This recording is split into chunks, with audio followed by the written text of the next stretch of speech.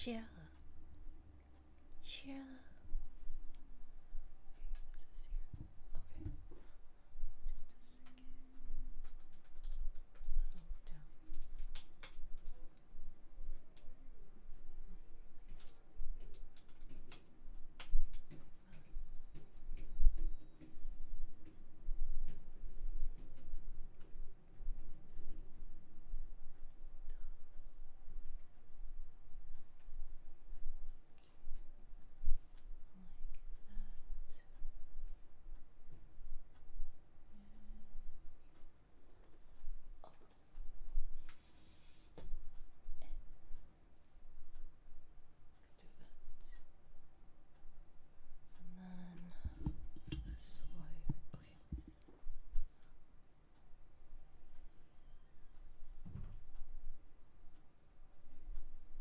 Okay.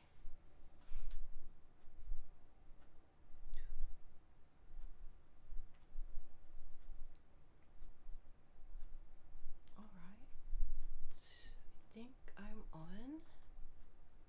Hello. Hi. How are you? How's everybody? Hope everybody's doing well. Just a second. 1 second. Okay, turn off my Wi-Fi. Okay. Alright, signed in. Hello everyone. Hi, like, subscribe to your membership. Thank you. Hi. Hello.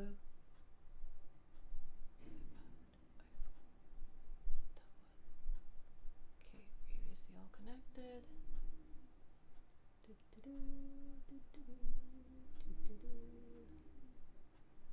This one timed out. I'll just pause this one for 24 hours.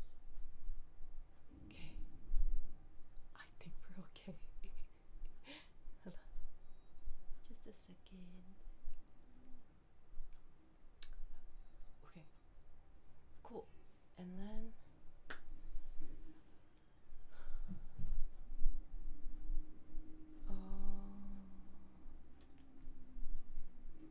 cool. Alright. Hello everyone. Hi, like, subscribe to your membership. Share. Hi Lena. Nice shirt. We love Christine style.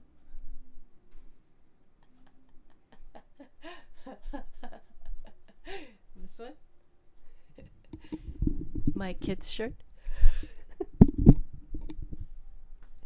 Yeah, this is a kid's shirt I got from Universal Studios. This is a Transformers character called Bumblebee, and I really like this shirt. This is one of my favorite shirts, actually. Hello. Hi. You think I look cool? Hello. Yeah, Tony. Hope you're well. Yeah. Yep. Bumblebee. Yeah. Hello. Hi. Hi, everyone. How was your Wednesday? No. I was here Wednesday. How's your Thursday? Yeah, how's your Thursday?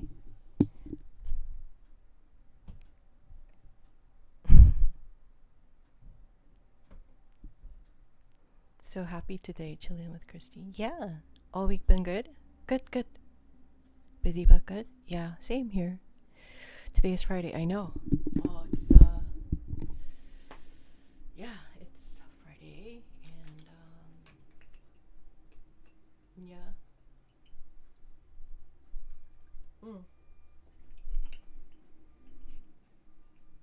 Tony, you like summer?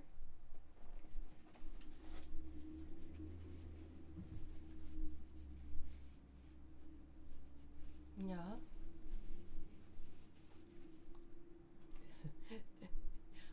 I am not a fan of summer, but I like the vibe of summer. Not of the weather, but the vibe. Yeah.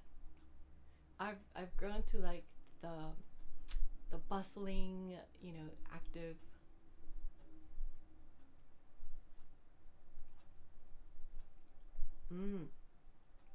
I see. Beach weather. I see. You start school soon, Christine. No. Lena, you like school. School's good. Mm-hmm.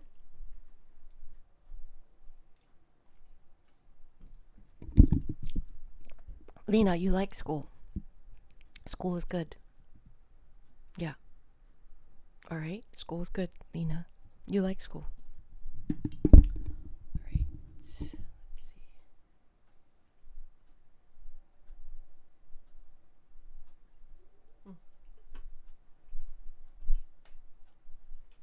All right. Cool.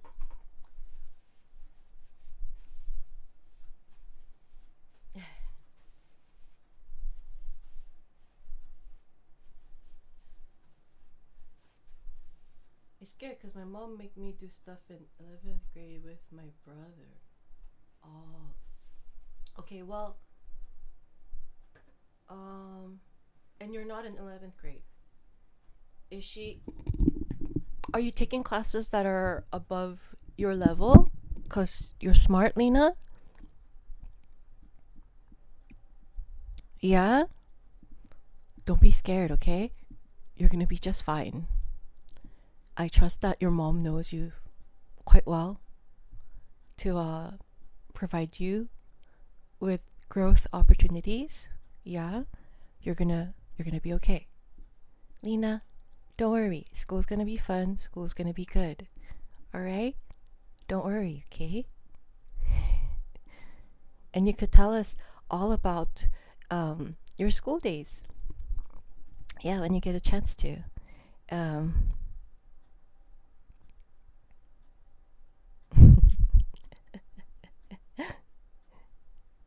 I guess I don't really know. My brother's smarter. That's not true. Lena, you're very smart too. You are different. Your brother's different. You're different, you know? Does your brother play piano? Thanks, Christine. Okay. Yeah. Lena, don't worry. You're gonna be just fine. Okay? Alright. Good. Yeah? I mean, I'm sure you could do things that your brother can't do. And your brother could do things that you can't do. That's why it's fair. Right? Everybody's fair. There's a lot of things there's a lot of things that you're good at that he can't do, and there's a lot of things he could be good at that you can't do, and that's why it's fair. All right? So don't worry. Try your best and try to have fun. It's fun, Nina. I'm homeschooled, so it's pretty chill, I guess. Oh, I see. I still have time for Christine. Live stream. Oh, I see. Oh, you're homeschooled. Oh, so your progress is based upon, I see.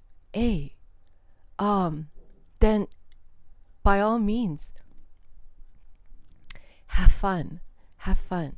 It could be challenging, I understand, but Lena, you're gonna be just fine. You're gonna be just fine. C major song play, please. Oh, that's an interesting song. English, please.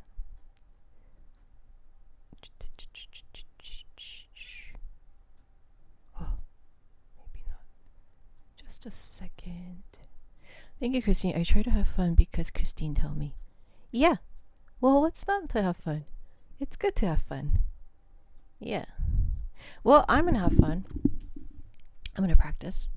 And later on, we're going to have members only request time.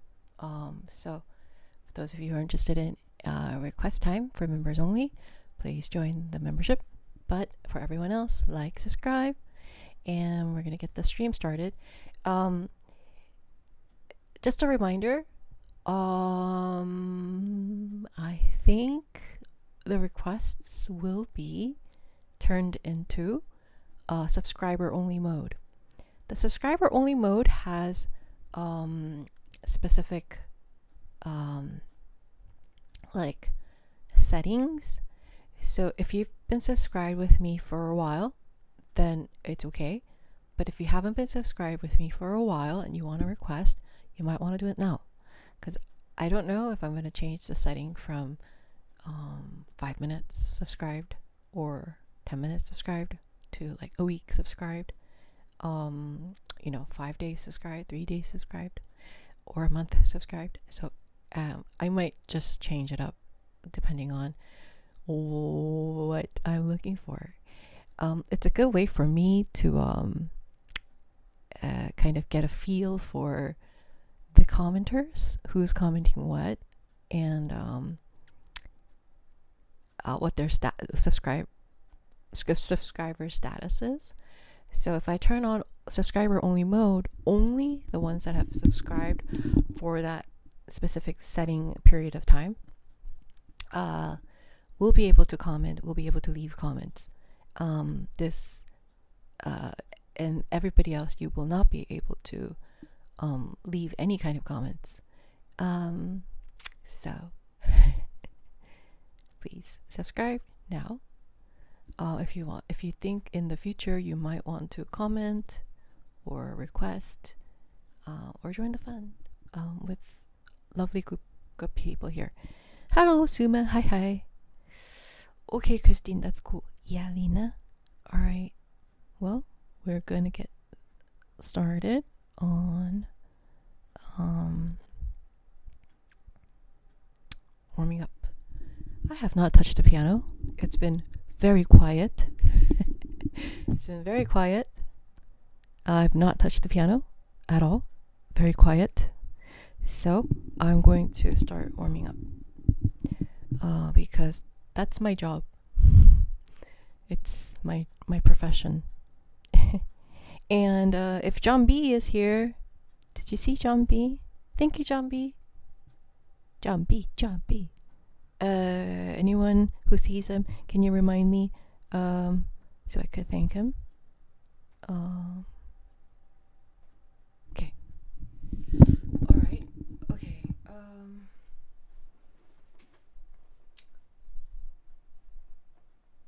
Let's see. Let's see.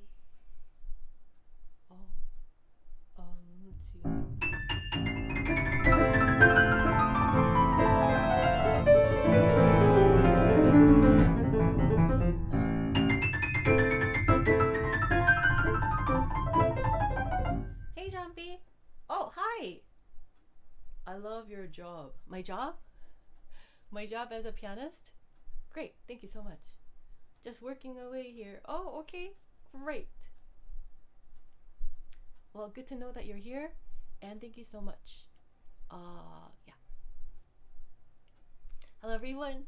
And John B later in in Suma, we have Silver Wolf. We have members only request live stream, so please request time then. Yeah, cool. Appreciate your content. Thank you so much. Thank you so much for the gift. Thank you. Let's see. I'm gonna practice. I'm gonna practice because I have to. It's my job. Practicing is not a choice. It's a job. This is my job. Yeah. So I have to practice. But I didn't do my job yesterday because I didn't practice. I did not practice. Oh no. Oh no. Oh no. Oh, I have to work. This is my work. Okay, let's see.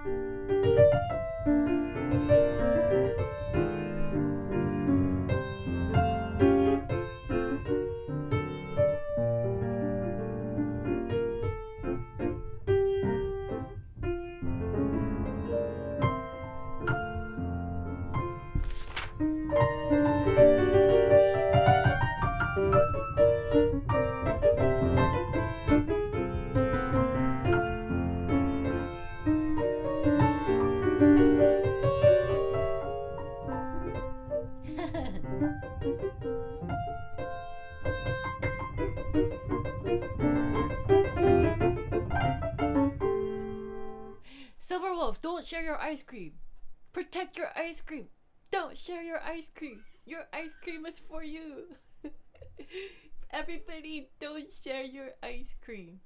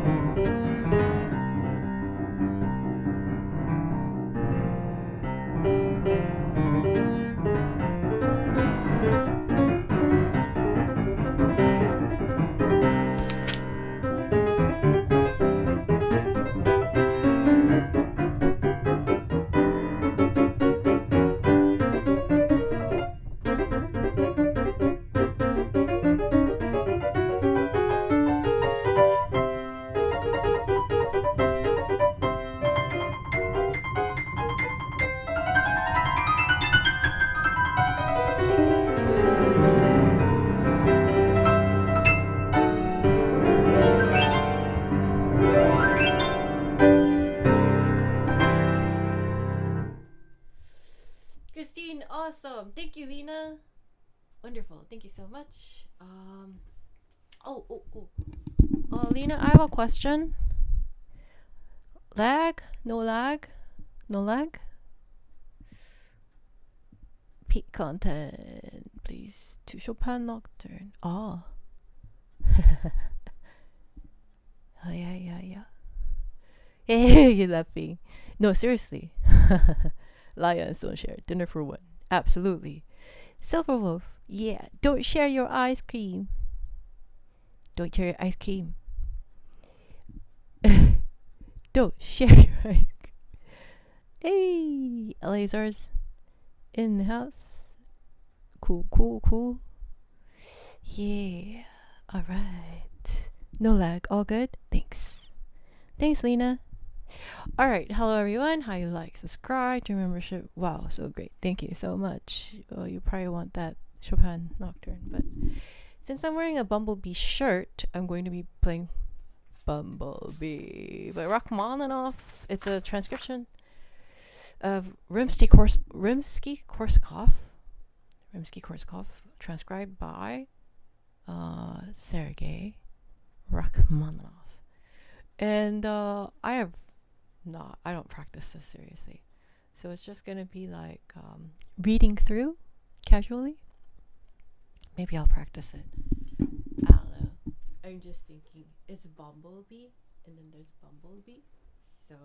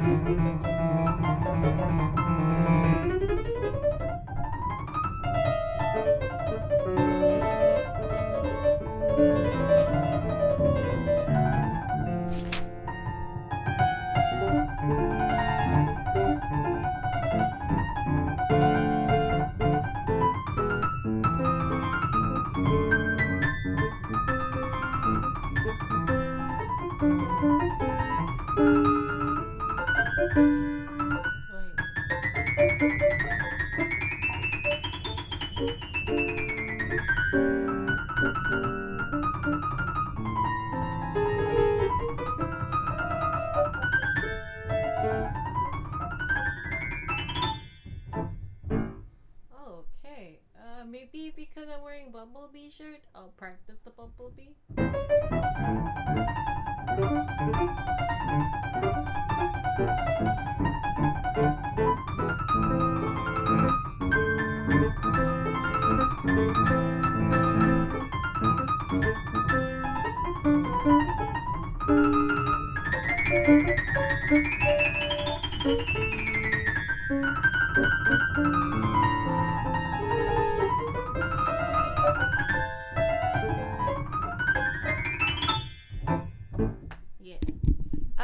Kids, don't try this at home. You need to work your way up. Yeah, don't try to attempt this at a tempo at first run. Yeah. Yeah, even if you can somehow, sight read it at this speed, I wouldn't recommend it. Yeah, so I'm a professional, so don't copy me on this. And yeah, to be honest, I shouldn't be able to play this at this tempo or at this level because I don't play this piece much at all. So, but yeah, don't try it. But do learn it. It's a fun piece. Yeah. Okay.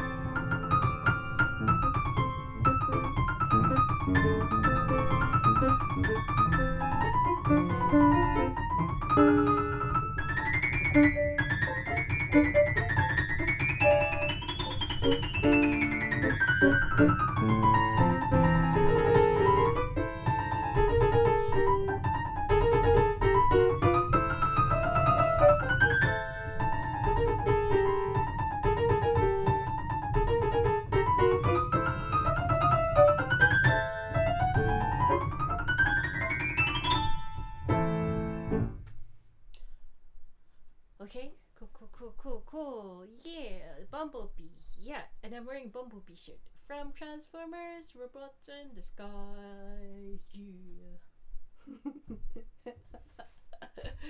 More than meets the eye. Okay, all that's done. Okay, hold on, let me just try this one. Transformers.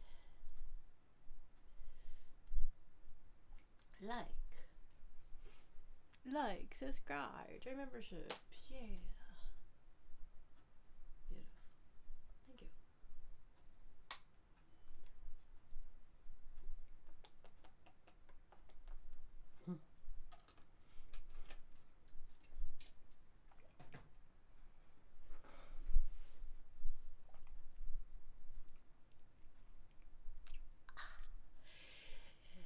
Okay, well, should probably be practicing more of that, but we're gonna keep it moving. Just gonna keep it moving, everybody. Oh, because I need to practice so much. This is work.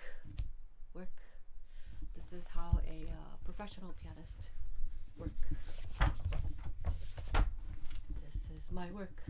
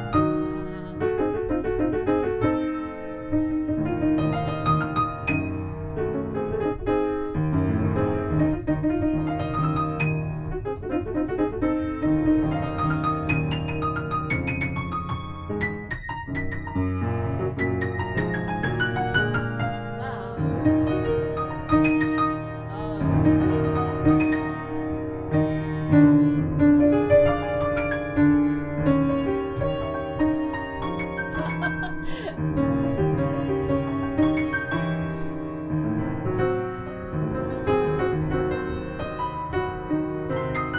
is crazy.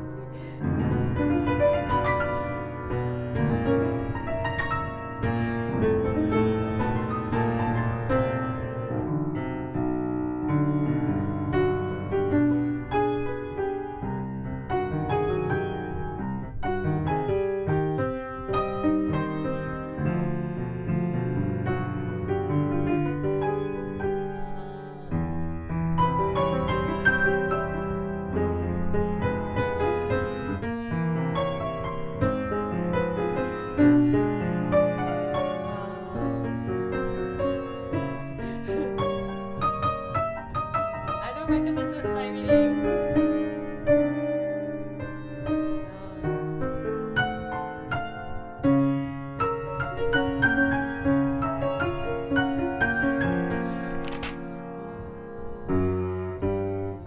Four flats. Okay.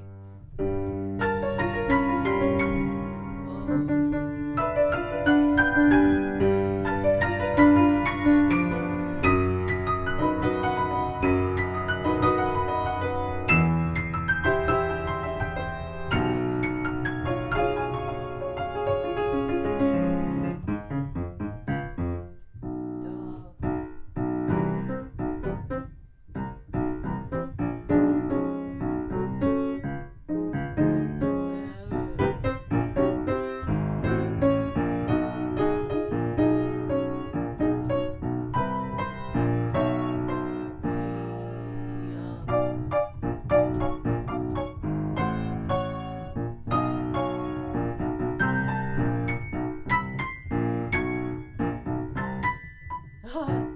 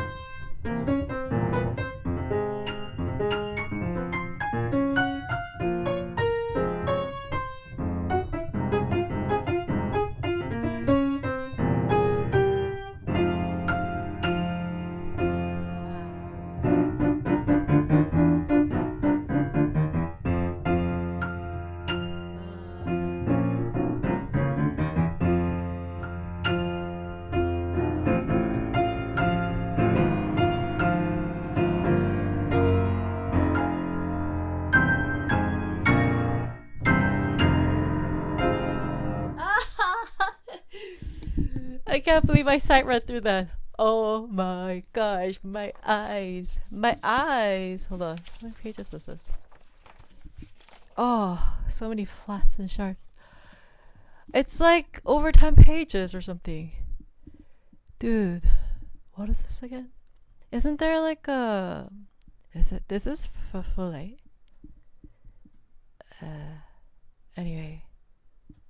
It just showed up. So I sight read it. Oh, my eyes, everybody, my eyes. What is this? It's so beautiful. It's a list etude. It's a list etude. Let me see. I'll give you the exact opus number.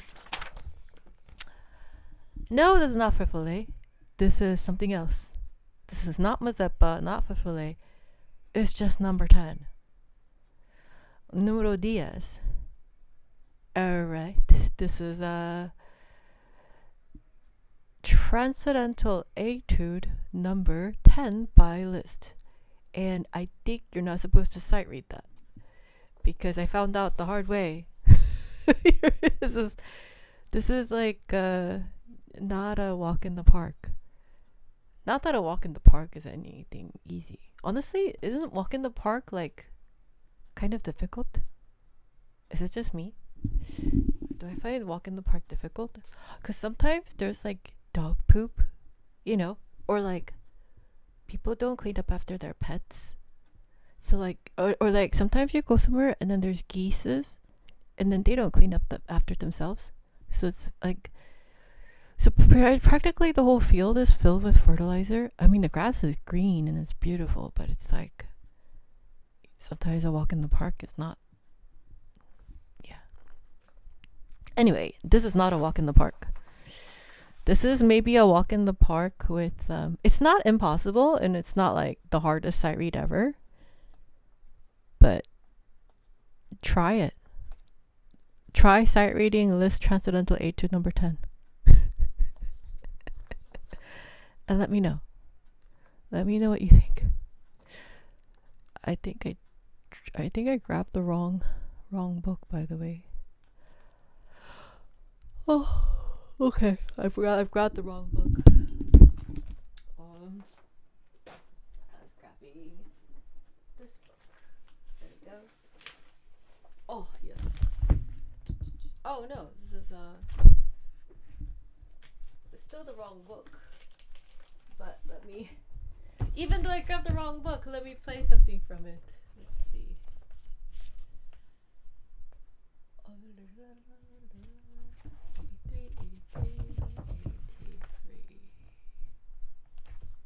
Oh no, that's not it.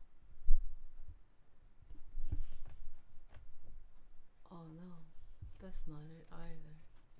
Nope, I'm not doing anything.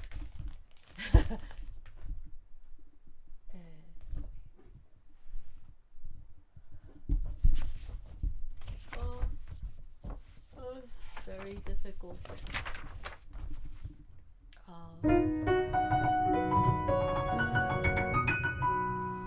Let's do something much easier. Let's do La Campanella. Thank you.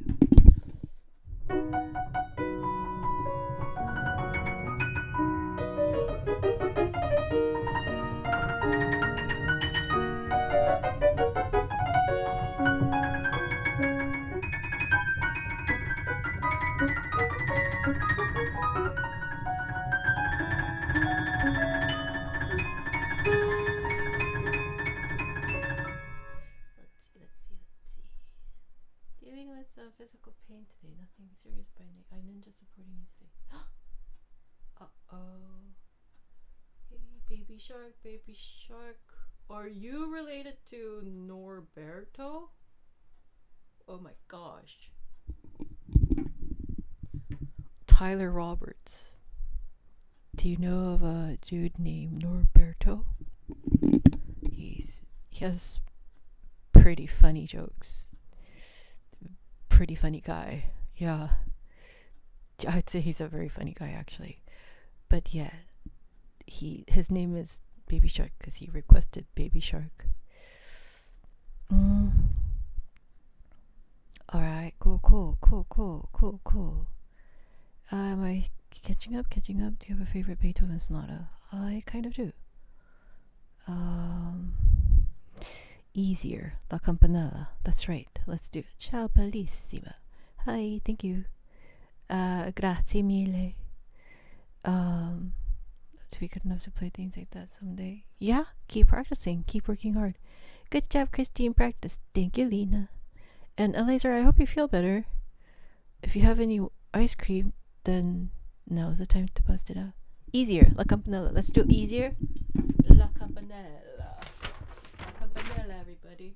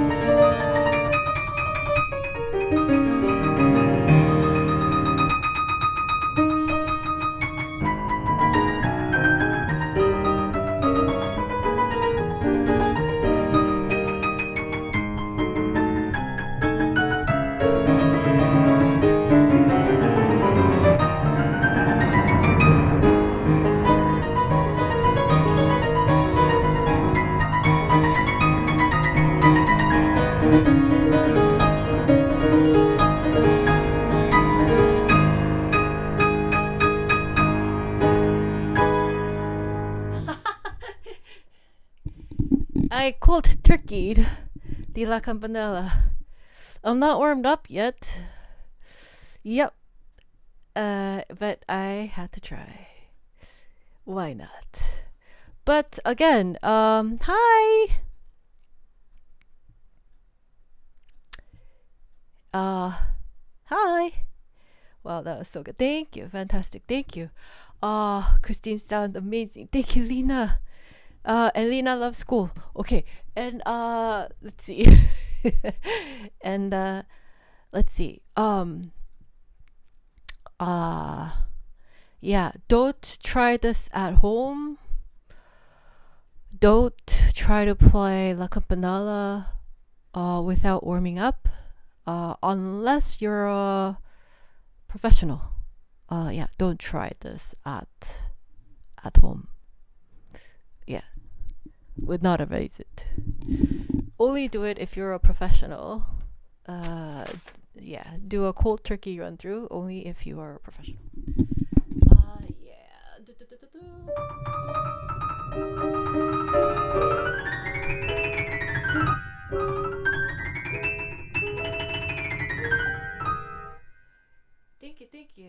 Thank you. If you go to chkpiano.world, you're gonna see a little bit, just the pictures. There should be a bio section too. If you go to the website, it has all the information about me. Thank you so much. Thank you.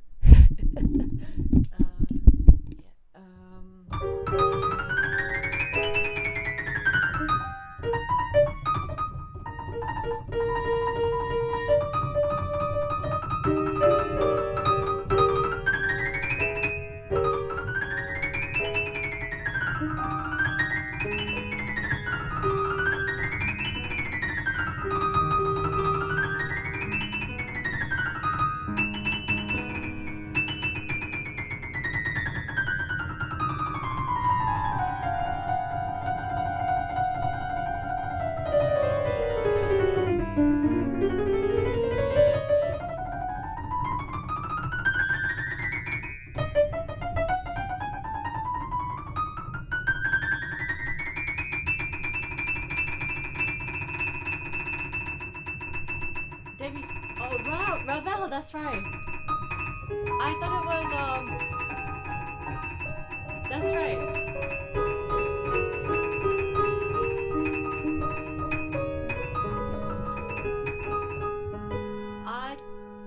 Sorry about last time. I called it Debussy, right? Because in my brain I am filled with Debussy. Yeah, so that's David Ravel. I really thought it was Debussy. Let me just look it up. Daphne and Chloe. Let's see. Why did I think it was Debussy? Daphne and Chloe.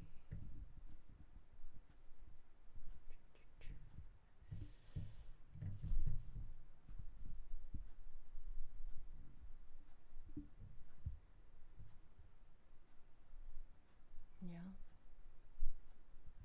Piano solo. Dance. Let's see. I don't really know this piece.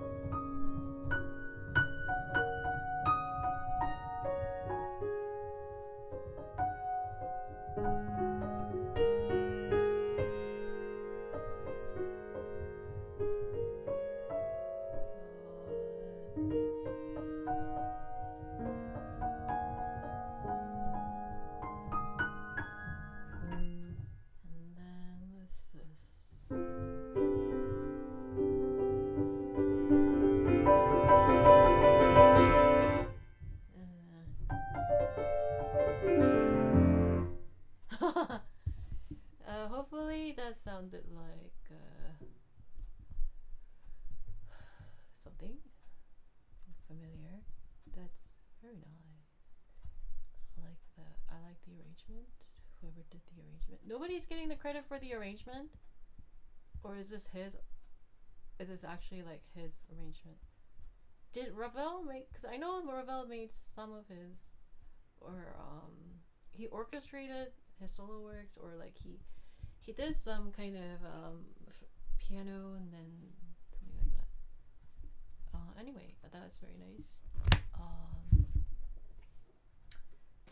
Thank you. It's Ravel's. Yeah.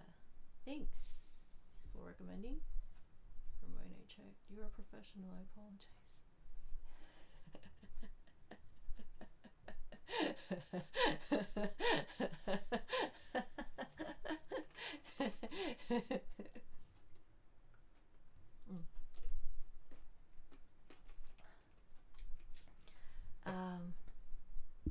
Yeah.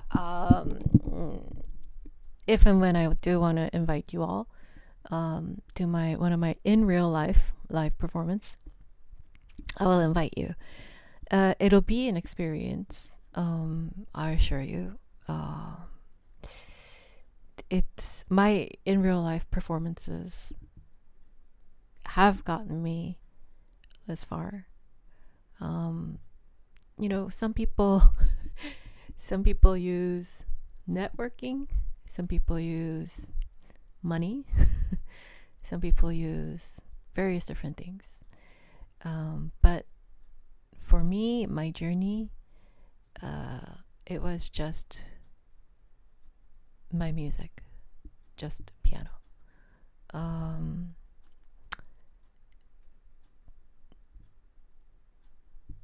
No networking, no money,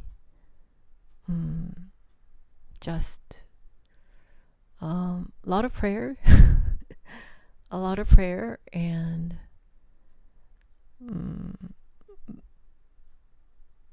thankfully,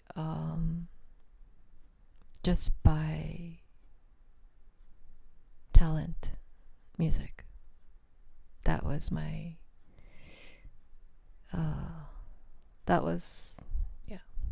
that's how I got to where I got. But yeah, a lot of, there's a lot of ways to get I guess to the top or whatever. Is, one by using your connections, knowing people, using connections, and that's how most people get to wherever they want to get. Using connections, using people, knowing people, getting to know people, using money, and so on and so forth. The hardest way to get to the top is actually through pure skills, pure talent, purely by music, without using money, without using network. And that's been my journey. It has just been about the music. And that's it. Lots of prayer, lots of music. That's it. Anyway, yeah. I'm happy to be here. Like, subscribe, join membership. Happy you're here. Happy to be here.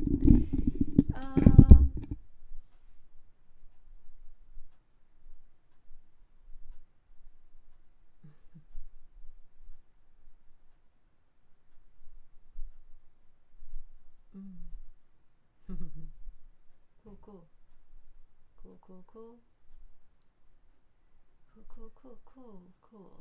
Yeah. Christine's so good. Thank you, Lena. God bless you. Thank you. Oh, yes, I know. No. It's actually a full suite written for piano by Ravel. Yeah. Okay. So this is written by Ravel then. Cool. I'm not confused. I just know that there's a piano version. Wasn't sure if it was, because sometimes, In some cases, like people like Rimsky-Korsakov would orchestrate Ravel's composition, or would orchestrate, because Rimsky-Korsakov was a master orchestrator. And yeah, in any case, good to know. Good. I bet you sound insane at your real life performances. Hope you see you one day. I do. Yeah. It's an experience. It's an experience that no one forgets. Like, people could hear me once and they'll remember me for as long as they live. Some people remember all of my performances. And they remember me, like, there's some people that remember me as a young performer, and they remember me like for a long time, like for their entire life, but they've only like heard me maybe once or twice, but they still remember me for the entirety of their life. Like, for example, I used to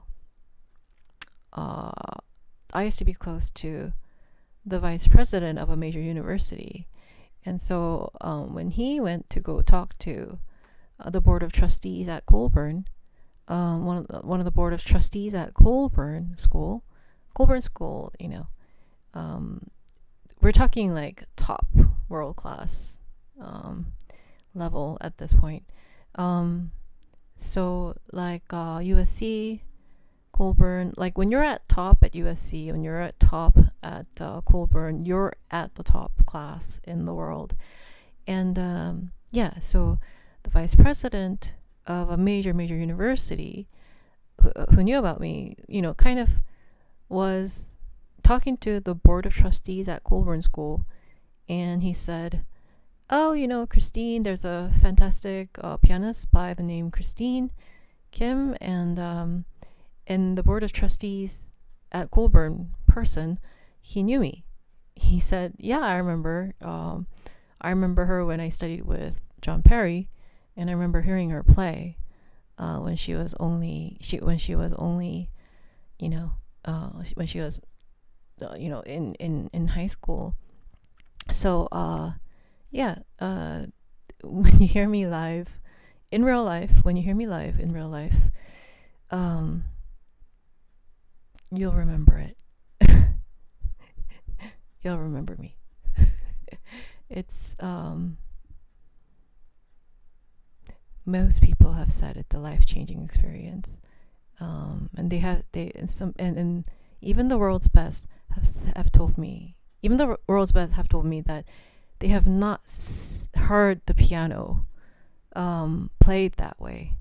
They have not heard the piano sound this way in a very long time, and they would equate me to the best of the best of the best. So yeah, if I have a real life performance that I want to invite everybody, then I'll invite everybody.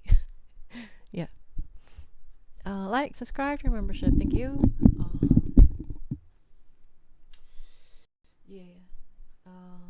see. Actually, good. I wish one day I play like you. Like in the future. Oh, cool. Christine, just awesome. Thank you, Lena. Hi, Mark Bridges. Hello. I'll take my family to see you, and how impressed. Thank you. Do you take recommendations to sing? To la la la la? No, I do not sing. Can you play Iruma? I've done it in my request time on Thursdays. Rock 2's third movement. Oh,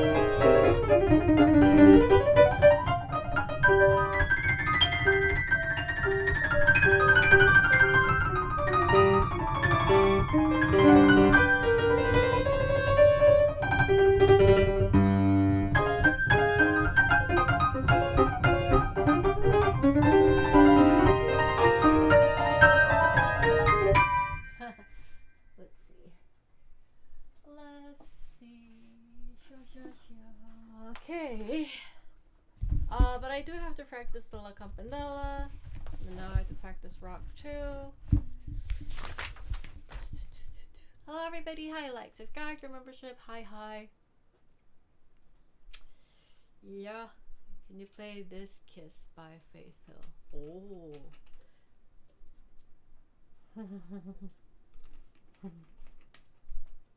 Cool. Is it this? I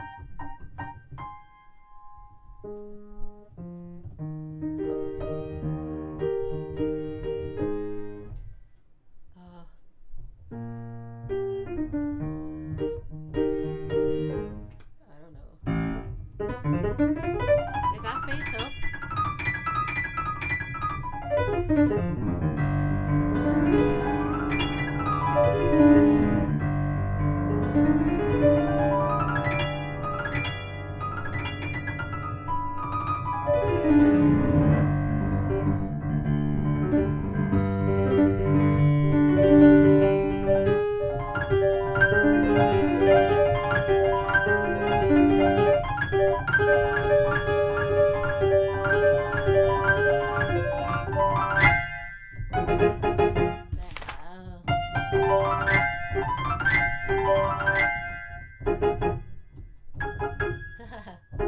Wow. Thank you. Yeah. Wow, your skills are mind-blowing. Yeah, thank you.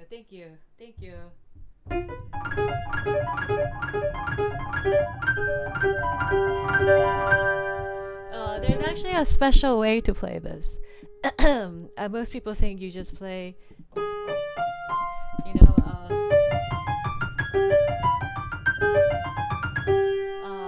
they think you just play that fast, but it's actually not. There's a special technique passed down from my Russian teachers, the Russian technique, and those who studied at the original Juilliard Russian teachers there, Russian influence teachers there, virtuosic teachers there. They're the ones that taught me these very exclusive techniques. But yeah, there's no way. If you play this fast, yeah, you can. But then there's actually a better way to do that, in which Rachmaninoff was trained, Horowitz was trained, and all these virtuosic people were trained. Yeah.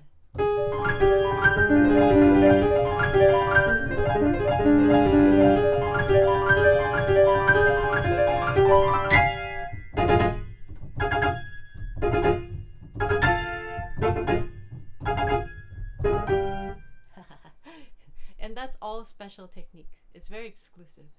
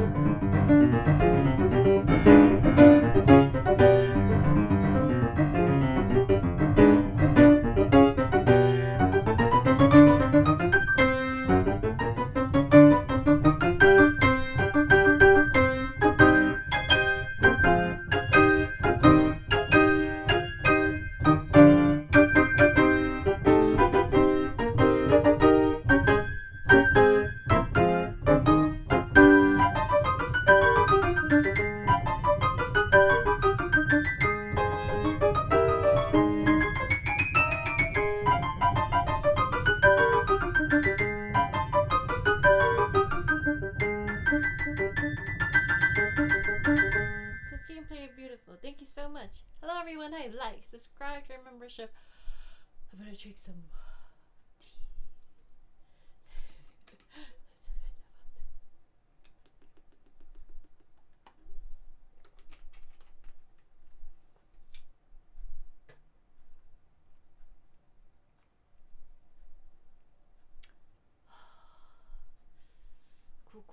Cool. Some vinyls, some books. Yeah. Vibing with Christine, amazing. Thank you.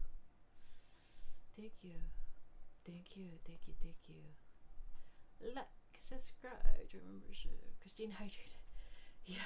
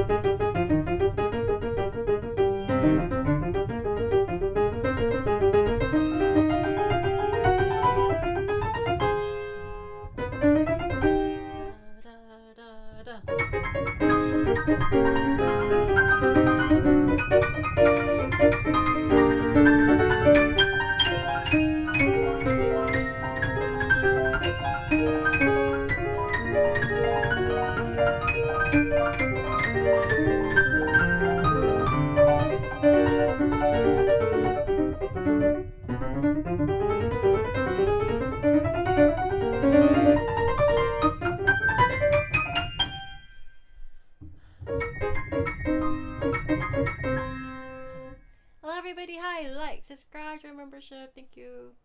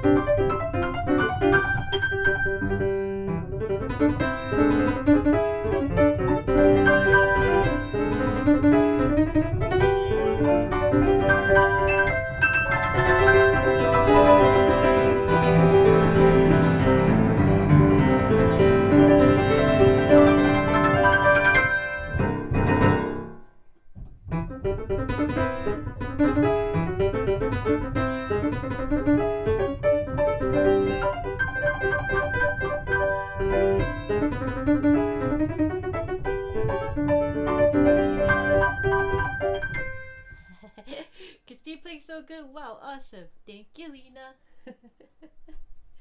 Thank you. Yeah. Hello, everybody. Hi. Like, subscribe, join membership. Hi.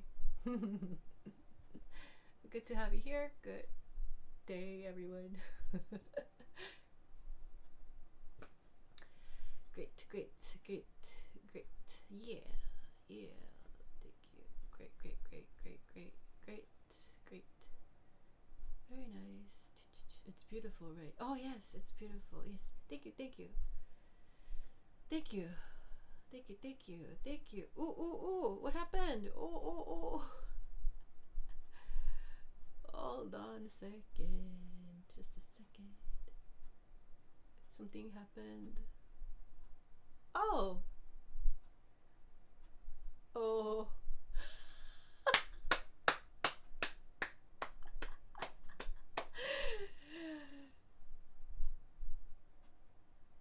My county. Uh-huh. Thank you. Thank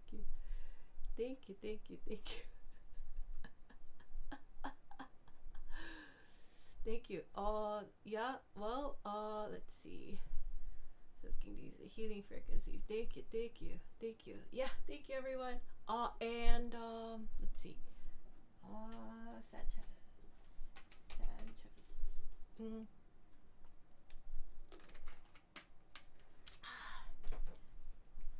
I don't think he's watching, but okay. Well, Sanchez, this is a minion wearing toad. Just for you. Hug. Hug, Sanchez. It's my backpack. I actually carry this to the parks. But yeah, well, and then Yogurt has declared that it's Yogurt's birthday today. So Yogurt's wearing a hat. Yeah. Well, anybody else remember Yogurt's birthday? It's today. Anyway, happy birthday, Yogurt. And Yogurt says hi to Sanchez too. Hug. Okay. Alright. And I'll tell my sister you said hi. So funny. Cool. Yes, Christine Coolest. Thank you. Well, thank you so much. Thank you. Yeah. Yogurt birthday. That's right. Yogurt's birthday is today. I don't know, but I feel like Yogurt always says it's Yogurt's birthday. It's a regular thing. Yogurt keeps wearing the birthday hat. I don't know.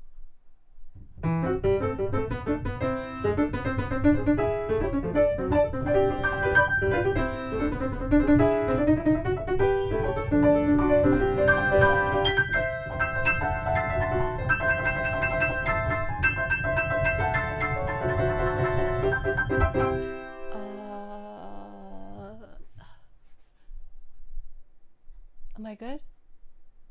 Do we end the live stream? Are we still on? We're good? Lena?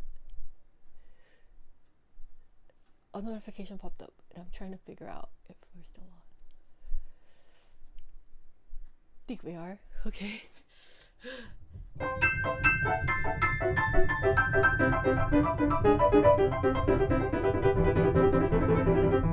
Oh, okay, good. Thank you. Hello, hi. English, please. Sanchez not here to celebrate your group birthday. Yeah, Lena, isn't that sad? Yeah.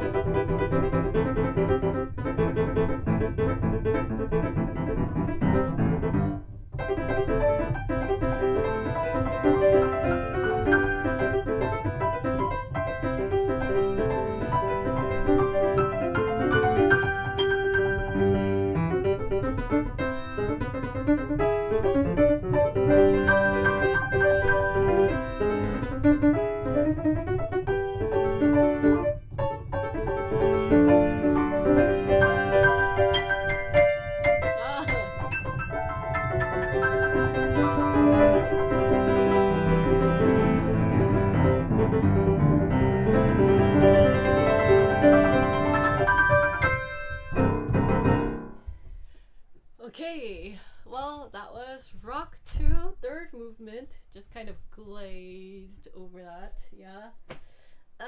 Let's see. Do you need to practice my La Campanella?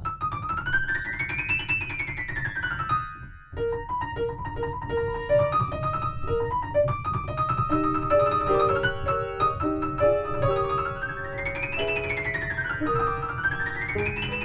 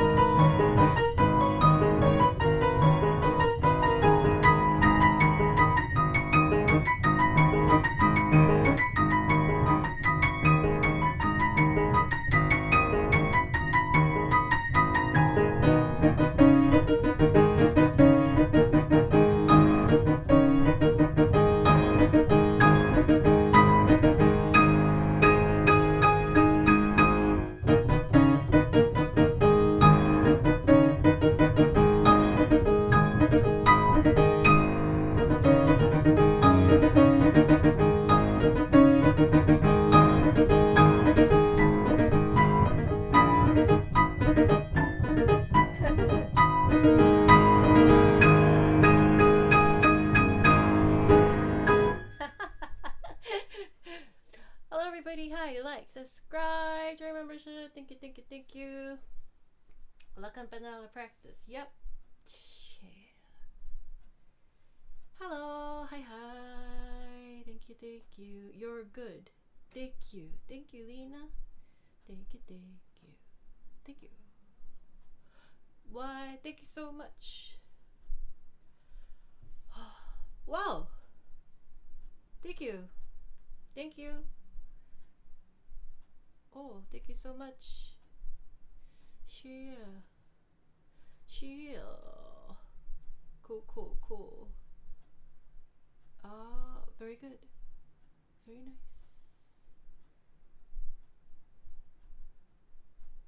Wow. Thank you, thank you. Oh, nice, nice, nice, nice. Okay, well, looking good, looking good. Thank you.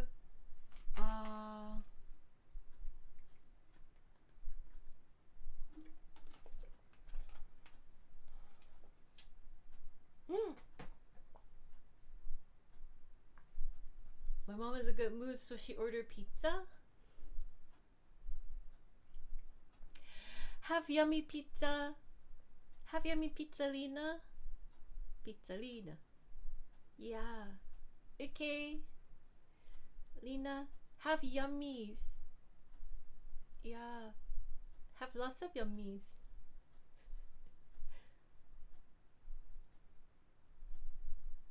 I'll be back soon, Christine. Happy. Yeah. You're happy. Yeah. Yeah. Take your time. Take your time. Don't hurry back. You deserve yummies.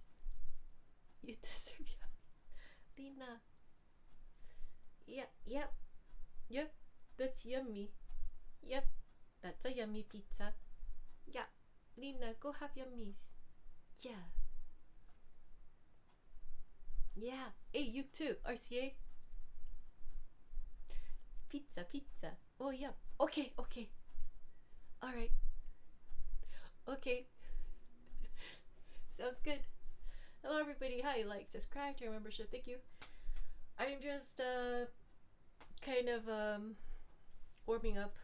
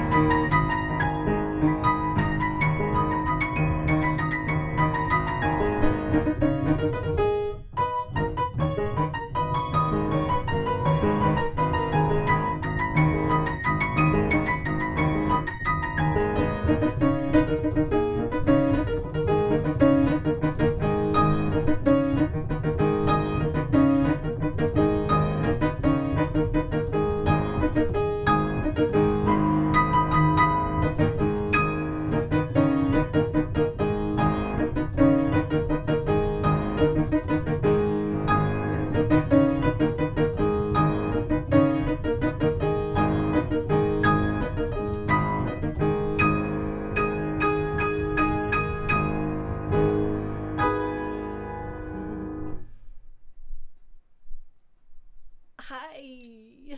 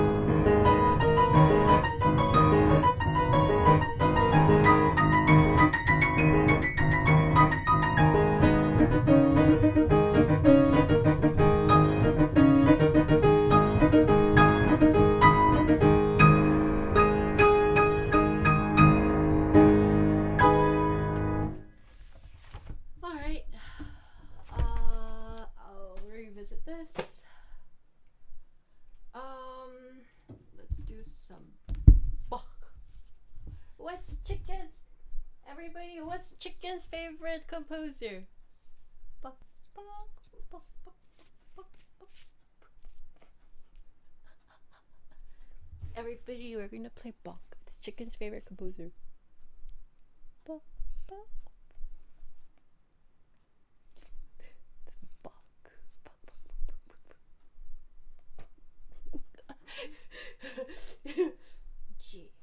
Yeah, fly, chicken, fly. Instead of fried chicken, it's flied chicken. Yeah, the chicken flew.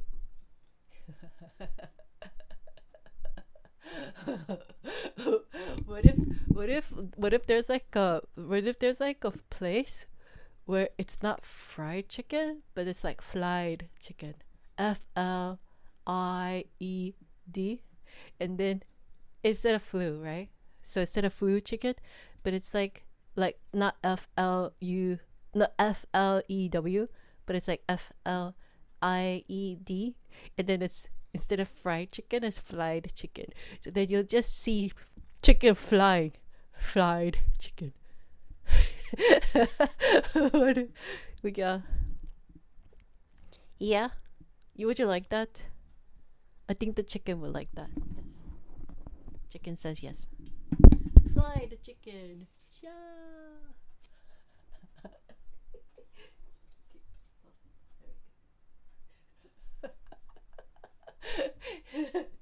Fly chicken. Yeah, chicken. Yeah. It's a small chicken. Yeah, it's very small chicken. Yeah. Okay.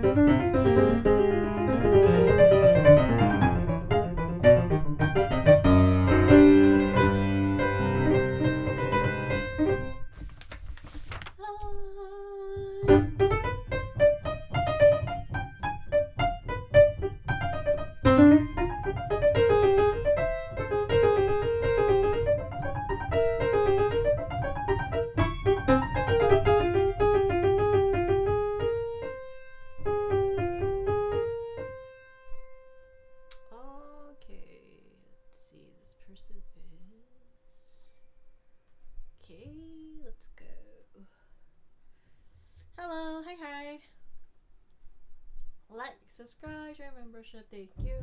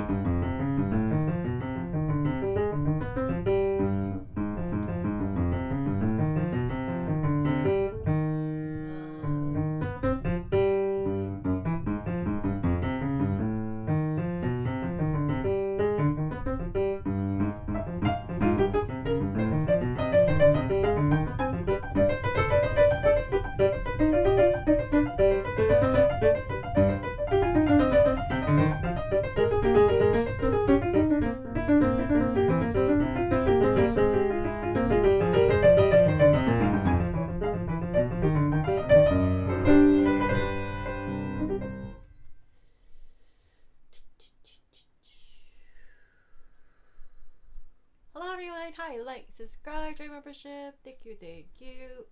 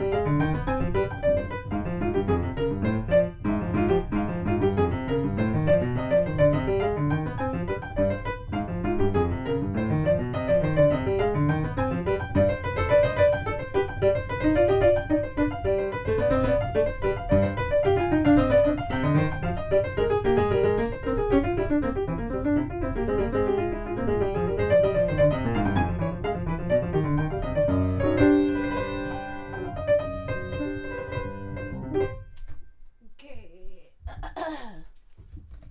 I actually was gonna practice a lot more of this, but I just remembered something.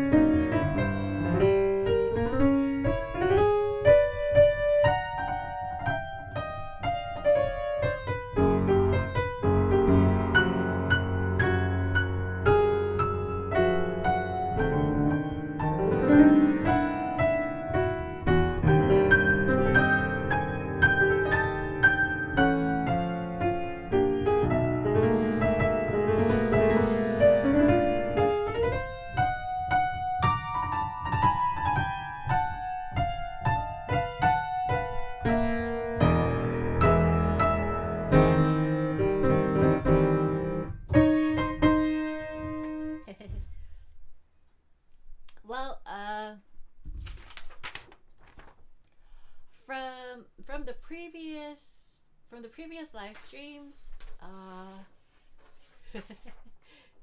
if you've been here this week, from the previous live streams, I've explained to you that this section is actually Prokofiev's version of the Dies Irae Gregorian chant.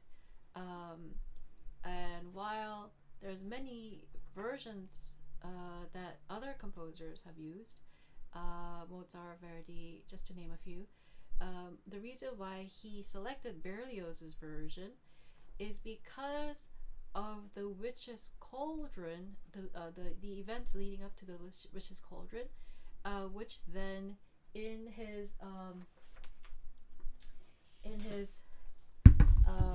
the so then you'll see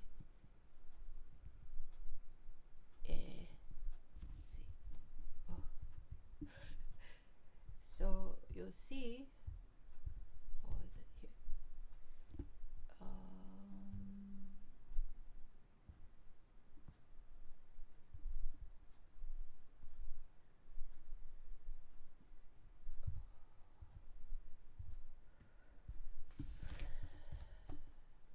Oh, yes. So then you'll see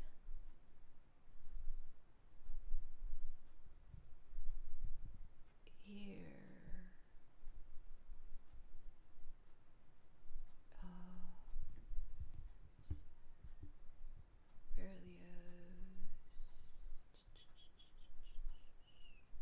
Here we go. Oh yes. So so in the list version, there's actually a list version of this.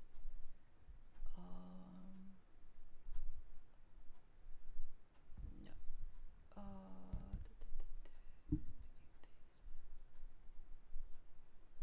Oh yes, the list did a transcription, and it's pretty awesome. List did so in the list, when we examine the it's pretty much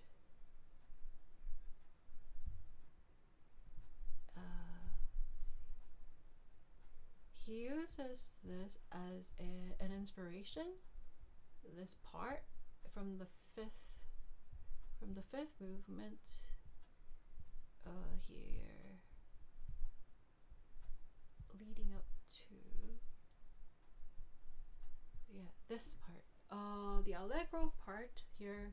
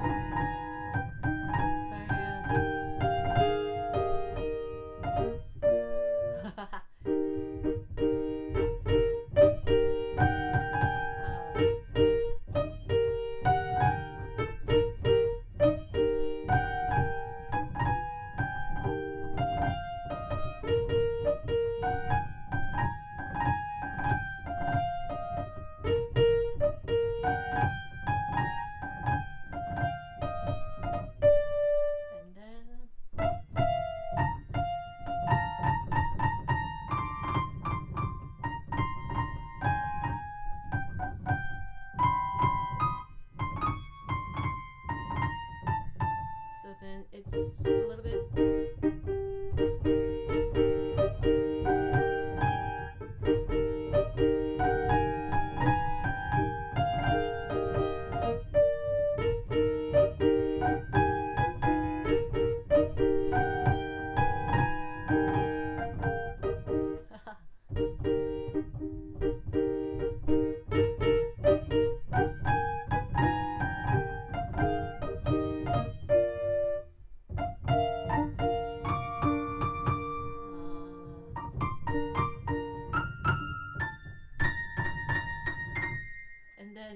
So it's a little bit more chipper than the original version of the Ide, the fixed idea. so he does like a kind of a distorted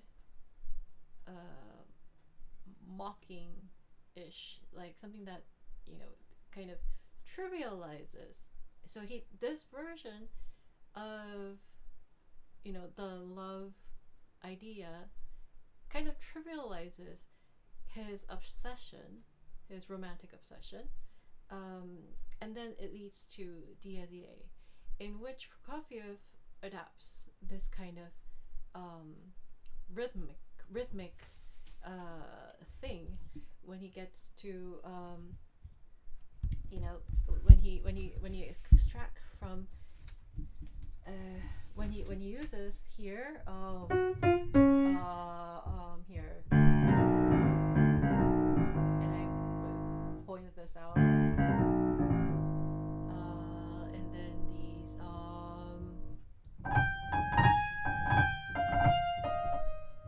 these faster things, and then you'll see some scales, and then here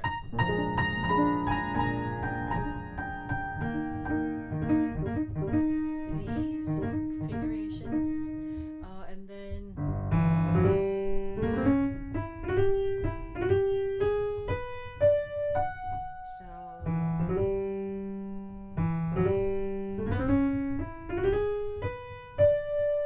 so those are, you know, it comes at, and the reason why, you know, this is actually important, or, you know, and then when the Dies Irae actually comes, and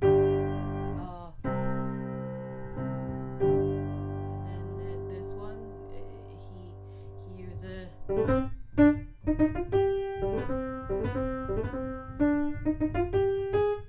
right, and then same thing.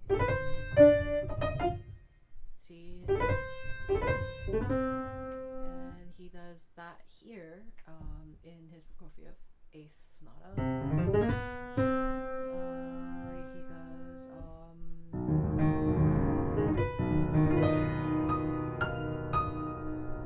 and then those are all so here too.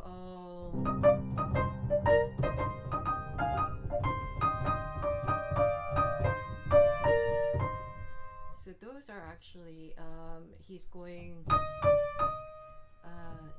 the Dies Irae goes that way.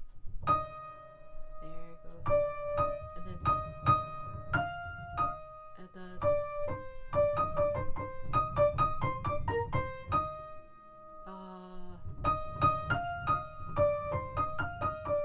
so he takes that part, and then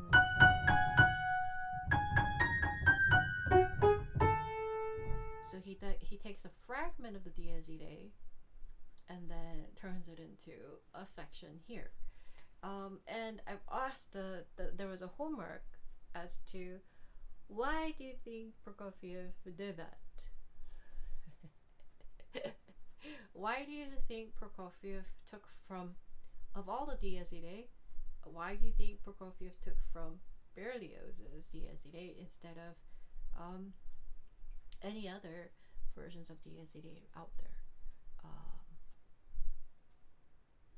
Yeah. Yeah, anyone know?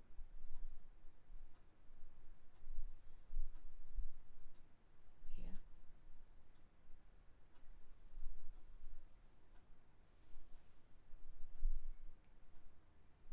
Now, there's actually, to give a more sizable hint,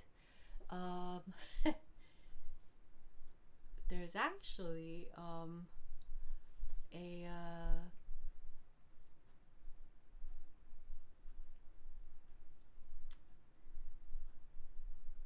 yeah,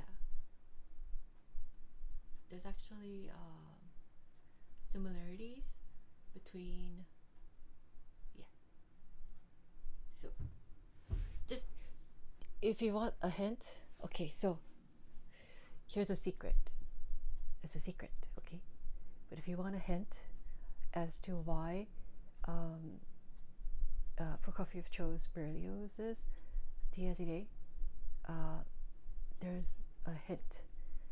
the hint is find the commonality between Prokofiev 8th Sonata, and the Symphonie Fantastique by Berlioz.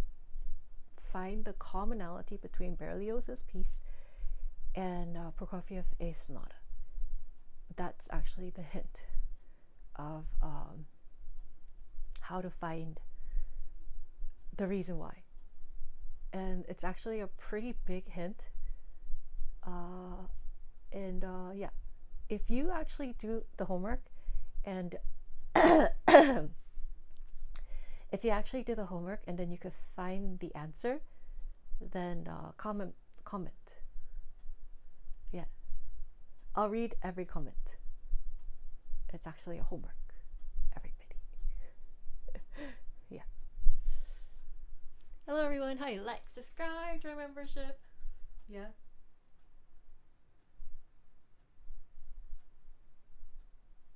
Okay.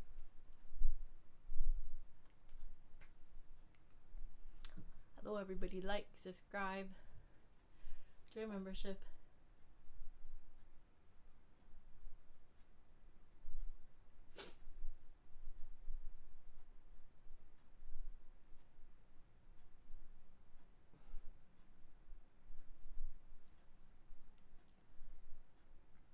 Okay. Like, subscribe, join membership. Yeah. Is that a Transformer shirt? Yeah, it's Bumblebee. I got it at Universal Studios next to the ride, Transformers. After I rode the ride, I went to the store and on the bottom lot at Universal Studios Hollywood, and there's actually a kids section, and then they have the kids t-shirt section. So then they had Bumblebee. So I got the kids t-shirt and I'm wearing it. Yeah. Anyway, but yeah, if anyone wants to get the Bumblebee t-shirt, you can't find it in the adult section, or at least I wasn't able to. So if you like my t-shirt and you like it, and you want one, then go to Universal Studios Hollywood, and on the bottom lot in front of the Transformers ride, there's actually a little store across from the Super Mario Land entrance. There's gonna be a store, and it's gonna have a kids section with the t-shirts, and then they have it. You're not gonna find it in the adult section. Yeah. Anyway, like, subscribe, join membership. Christina Formers, pianist in disguise. Oh yes. Yes. Jumpy. Yes. Yes. This is Bumblebee, absolutely. Yeah. So yeah. So the reason why Prokofiev selected Berlioz, yeah, if you found the reason, then put it in the comment section. I'll be checking my comment section, so yeah, reason in the comments, yeah. Anyway, that's something I wanted to, and I have the reason. I already wrote. You can't probably see it from here, but I already wrote down the reason here. Yeah, it's yeah.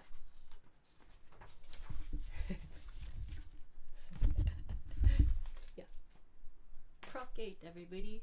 Proc 8. Like, subscribe, join membership. Yeah.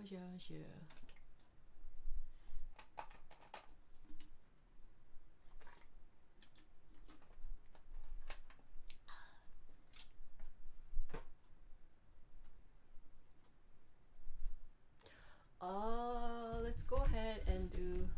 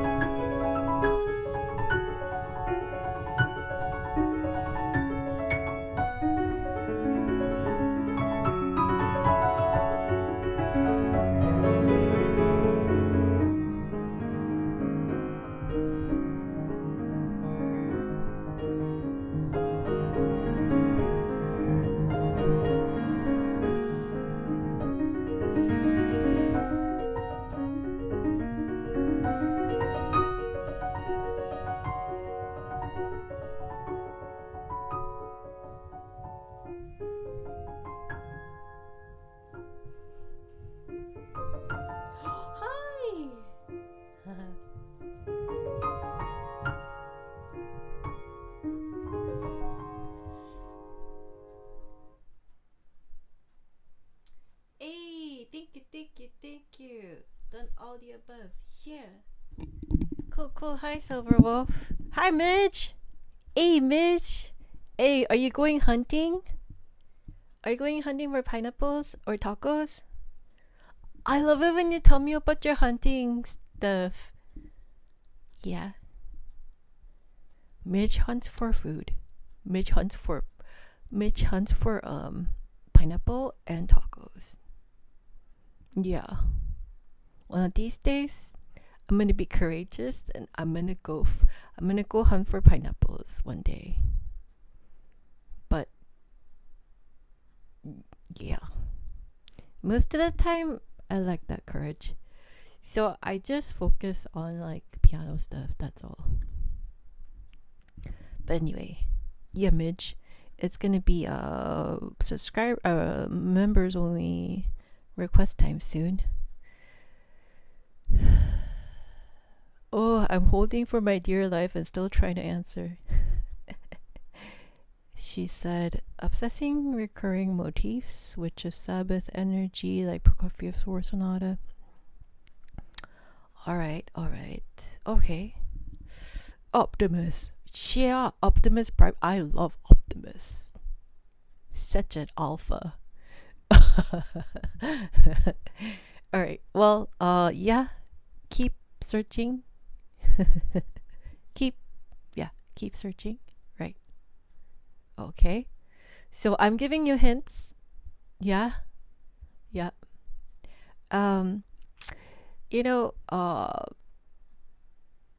So you should be able to,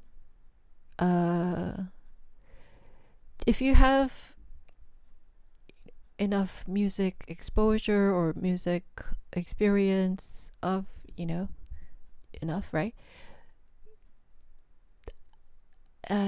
Ideally, you should be able to find these answers and think independently, individually, on your own. That's actually the goal of learning music, is to be able to, by yourself, find the right answers. Remember, every music has one right answer. Some people will say, well, then how about different interpretations? Are they wrong? Not if you get to the very top level. No. But in most cases, people do interpretive stuff without the understanding, without the research. So the interpretive stuff actually comes after you have all the facts. So you could only interpret something after you have the whole picture, right? Which is logical, right? So there's an order to things, and interpretive things, it doesn't come before. Putting in emotions, it doesn't necessarily come before. The thing that comes before those is, once again, music literacy, to be able to read and to be able to understand independently, individually, but not your own thoughts, not your own opinion. Remember, when you have one right answer, your opinion may or may not be the right answer. Say you have great instincts and you somehow get lucky and you land on the right answer. Is your instinct going to be that great all the time? You'd be very lucky. Go buy yourself a lottery ticket. But that would be a gamble, right? So instead of doing that, what you want to do is you want to be able to look at the score, examine it, and read it, but not just reading it. these days, metacognition is like a buzzword, right? Thinking about thinking, put and viewing yourself as a third person. And they said that this is the highest level of intelligence, and for true authentic world's best top class, for people like us, we've been doing that. We've been doing the whole metacognition even before it was, we've been doing that all our lives, before the public awareness of what a metacognition is these days, right? So we've been doing that in art, in music. One time, one person approached me and said, back when I was in my country somewhere, she says she saw these pianists, and she thought that these pianists, it was very funny. She told me she thought that they were unintelligent, and uneducated, unintelligent. She thought that musicians were not studious, not smart, not logical, not disciplined, just, like. And so I looked at her and I said, "You're right." I did agree with her. Her observation is right. In most cases, musicians, because they're musicians, or pianists, because they're pianists, they don't approach music or piano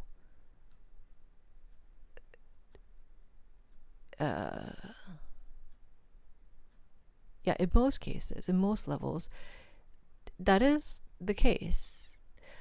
But when you get to the very rare top, very rare world's best, not somebody masquerading like they're the world's best, but the actual world's best, we approach music systematically. We approach the music scientifically. We approach the music in a very organized manner. The end product is very inspired.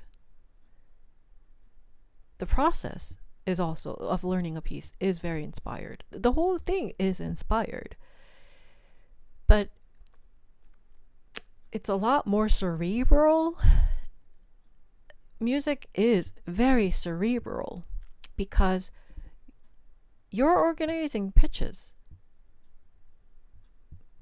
Can you see the sound bouncing off the walls? Can you see them visually? No. My professor from Yale, I keep mentioning Dr. Robert Moore. He called himself Bob. Very humble man, by the way. Genius. My professors were geniuses. They are geniuses. Brilliant. But Dr. Robert Moore had said, to me, that music is the most abstract form of art. You can't see it, you can't smell it, you can't grab it. It's just floating around. It's like air. It is literally vibrations in the air. Imagine using air as your medium, just sounds as your medium. Then why in the world wouldn't you approach it in an organized fashion? Because the more you approach it in a dilly-dallying manner, I've heard this word before, I think I'm using it correctly, but in a very like, ooh, I feel like this. The more you do that, the more scattered it becomes, because once again, these are vibrations in the air. That's what sound is. It's very abstract. it's very ungrounded. So a musician's job is to ground these ungrounded properties. So a lot of people would like to say, I'm the world's best, I'm top, I'm the best. A lot of people in my industry have this thing called main character syndrome. Heck, people who have never even studied music have main character syndrome when they play piano, when they play music. Almost everybody has the main character syndrome. And it's the delusion that your opinions equal facts, your emotions are the right answers. It's a very delusional form of something, right? At the very top, at the world's best, at the top tier level, what we have is a complete opposite of main character syndrome. Not only do we not have that, the way we get to the top of the pyramid, at the top, is by abandoning everything we believe to be true. It's very ironic. And yet, a lot of people think, because we play with so much conviction, oh, they're the world's best, they're the world's top. They think that we got there because they have main character syndrome, they think that we got there with greater amount of main character syndrome, when in fact, you really have to shed all of your personal beliefs. You have to let go of all of your ego, every single ounce, so that you could fly very lightly and you could quote yourself in whichever character that you need to be in. But as long as you hold on to the main character syndrome and you believe that you are right, your views are right, only, the world revolves around you, and everybody who, everybody who goes against your thoughts, your words, is to be punished. If you believe in that, then by all means, your life is kind of, it's just a battlefield everywhere, right? Enemies everywhere, battlefield everywhere. Although, even if you're a peaceful person like me, just because I'm at the top, it's a lot of that happening anyways. But in any case, music is actually vibrations in the air. And the vibrations in the air in music are grounded by principles and rules. Without the rules, without the principles, it's not music. It's just vibrations in the air. So for those of you who are, music lovers or want to learn how to play a piano, just remember, the shortcut is not to ground yourself in your convictions or the approval of other people. The answer is not in people. It's not the approval of other people that gets you to the top. Someone asked me this morning,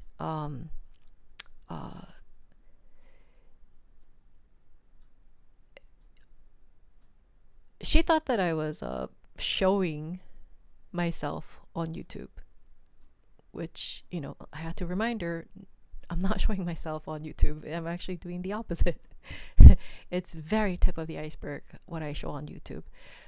And then, she said, oh, then what's the purpose of you doing the YouTube streams? I thought it was to show, and I said, yeah, it's for documentation purposes of my journey of myself. It's to document. That's one, but that's different from showing who I am.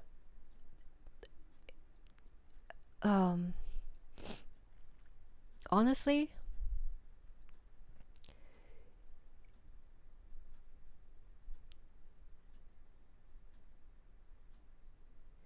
musicians, if they understood, pianists, musicians, if they understood, if people understood, if people in the whole world understood that music is the most abstract form of art because it's all just in the air. And we can't see it, can't grab it, we can't touch it, we can't smell it, we can't eat it, we can't all our senses, right? Our senses, it's just your ear. You have a single portal, right? And so then what does it trigger?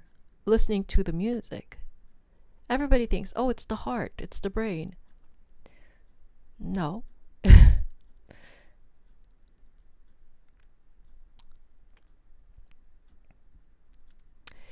It triggers something else. And like Leon Fleischer, right? I mean, especially towards the end of his career, he only played certain composers, certain pieces. That's it. He just like said, nope, I'm not playing romantic pieces. I'm not doing this. I'm not doing that. There's a reason why he did that. And I used to think, well, because, I've been told that I could play all genres perfectly. That in itself is rare. But I understand. I'm beginning to understand why he cut off what he considered as fluff. I told you I played Chkpiano for him. Anyway, that's a joke on its own. But in any case, you have to ground the vibrations in the air through your ear and organize it within the principles and the rules. Then that becomes a reactionary thing. But there's a whole process of that. And those who understand that process understand what it needs, what one needs to know installed so that the grounding could happen. The more grounded you get, the vibrations, the better you could ground it in your head or in the system and the principles that you know, the more grounded, the more fleshed out it could be. The more concrete it becomes. And that's what we do at the world's top, at the world's best, at the world's top tier. It's not about convincing anyone.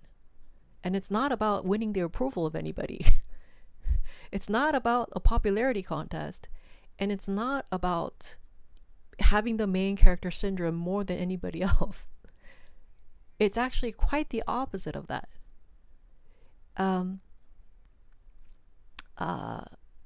And this idea, because of the popular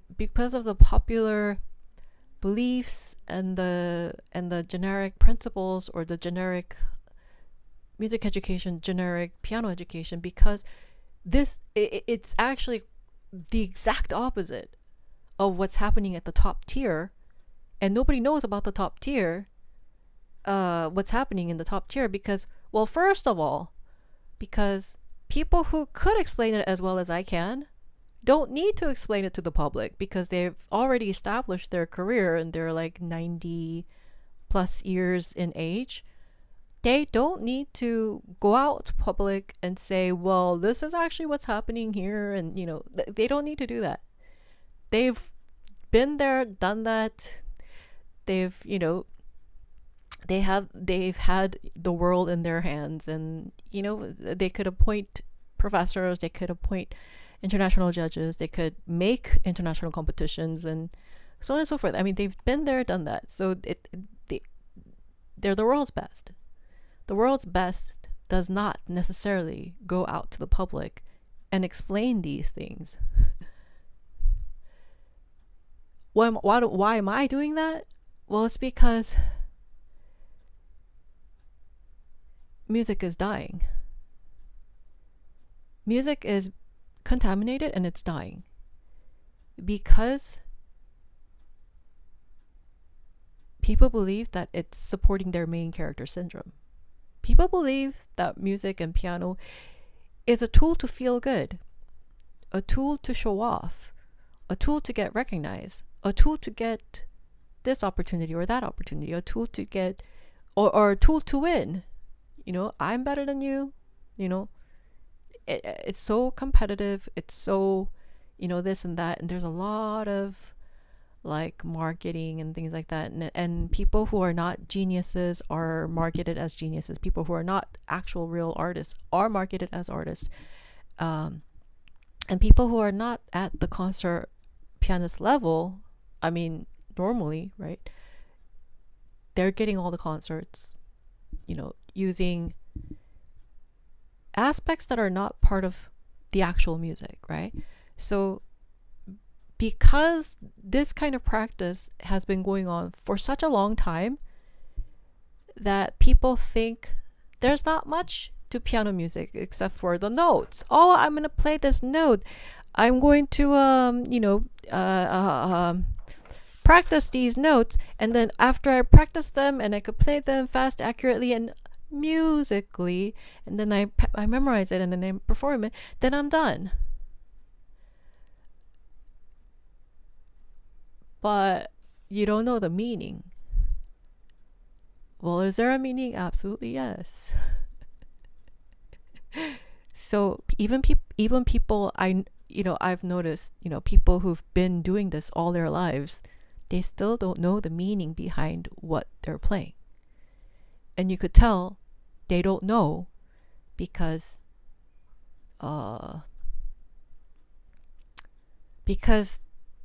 the answer isn't there in the playing. And do the public people know it? Not to the degree that I know it, but you know, I've recently, and especially more and more, I've gotten approached by people, surprisingly, right? But they don't know music, they don't know piano, but they say, you're different. They tell me, oh, what you do is different. Your piano sound is different. You are different.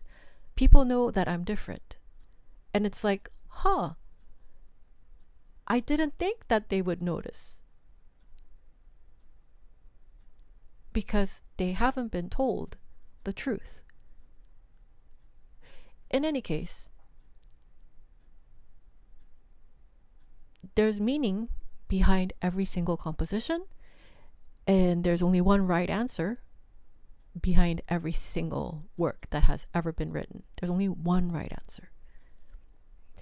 And if people interpret things differently and they all sound good, then let me know. I mean, I'll let you know that the fact that one of those interpretations is the closest to the right answer than any other interpretations. They're not equally good.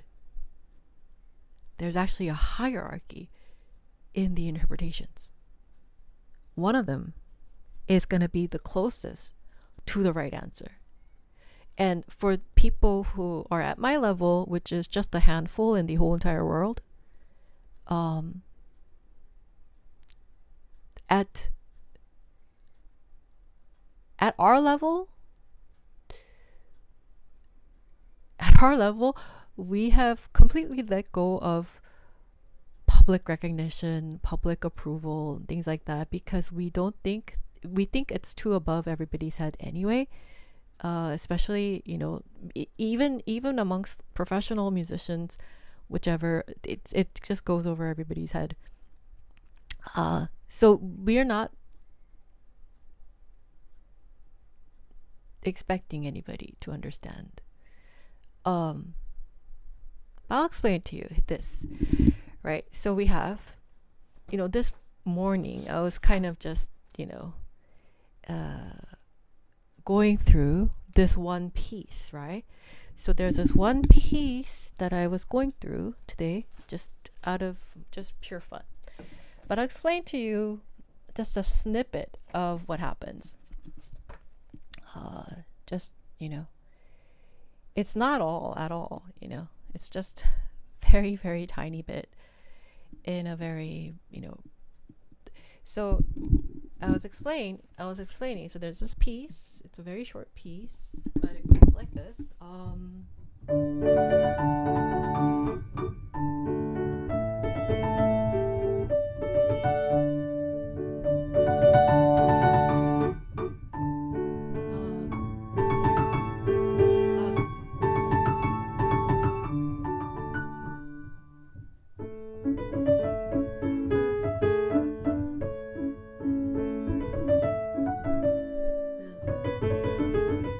I haven't read through this.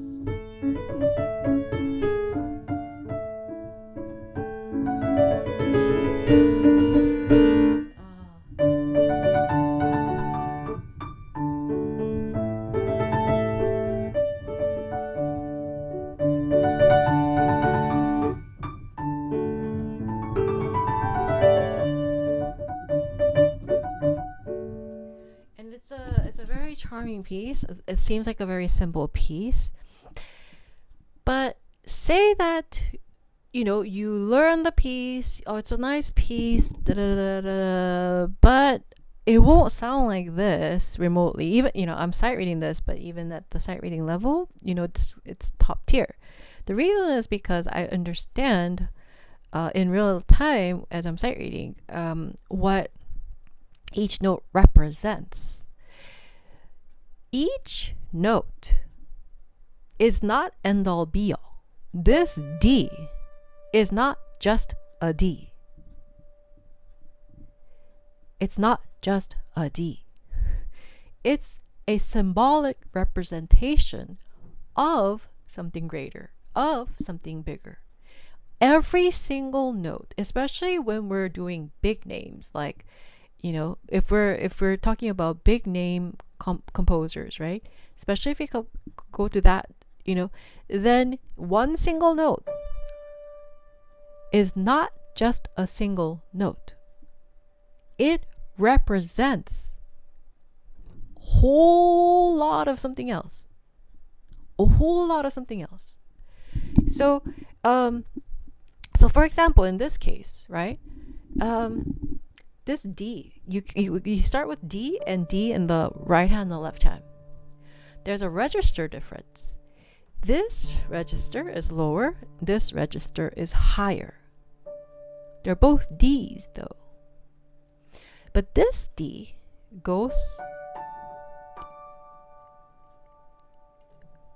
it starts going to the top higher D. Right? And then this stays where it is. So if you look at the scheme of the movement of this D and of this D, even though they're the same Ds, it's not the same. So when you look at music and you think this is a D, this is a D, they're just Ds, but 2 octaves apart, you are wrong.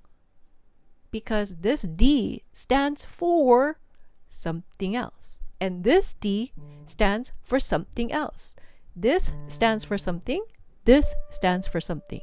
Even though they're just single Ds. I'll explain this further.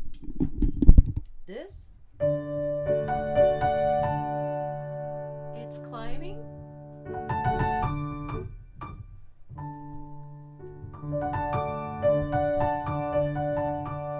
That's what's going on. Now, this is a D, this is a higher D. This whole entire four bar phrase is an idea of establishing a D. But see, he's using this D, and this D to establish that we are in the key of D major. But he's using each D differently.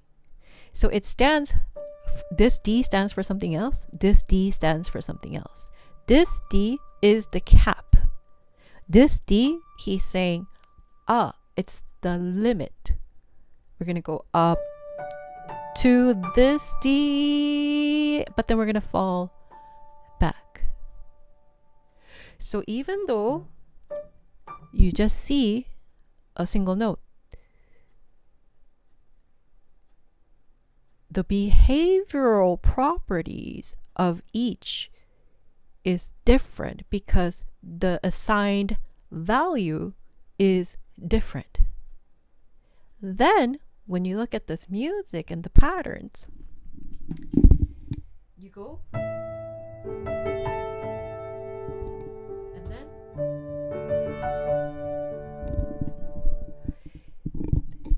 this, if you do a Schenkerian analysis of this, basically, right, when you strip down everything to the most fundamental part, obviously you're not actually, this is going to be middle ground even, right? It's not going to be the structural part, but if we do it middle ground and it's a little structural, then you still have this this whole outline. What is this? It's basically an establishment of what? An authentic cadence. You get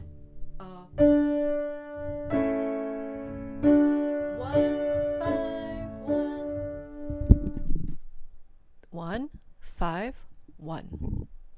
The D stands for home. That's the value assigned. E stands for away, even though there are only two. They're just seconds apart. They're right next door. But the value assigned from here and here are fundamentally different. So even though this is D and this is E, this is not just D and this is not just E. This D and this E is a representation of home, away, and then back home.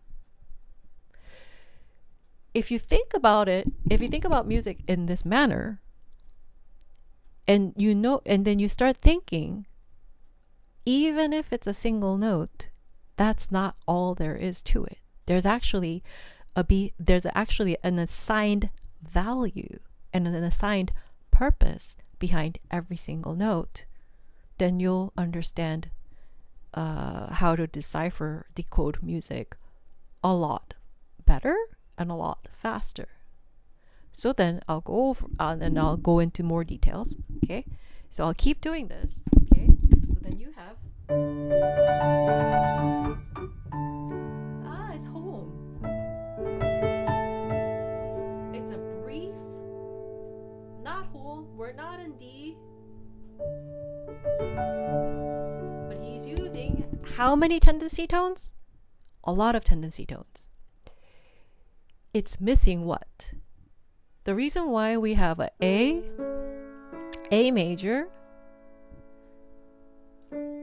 going to D is because of these two notes.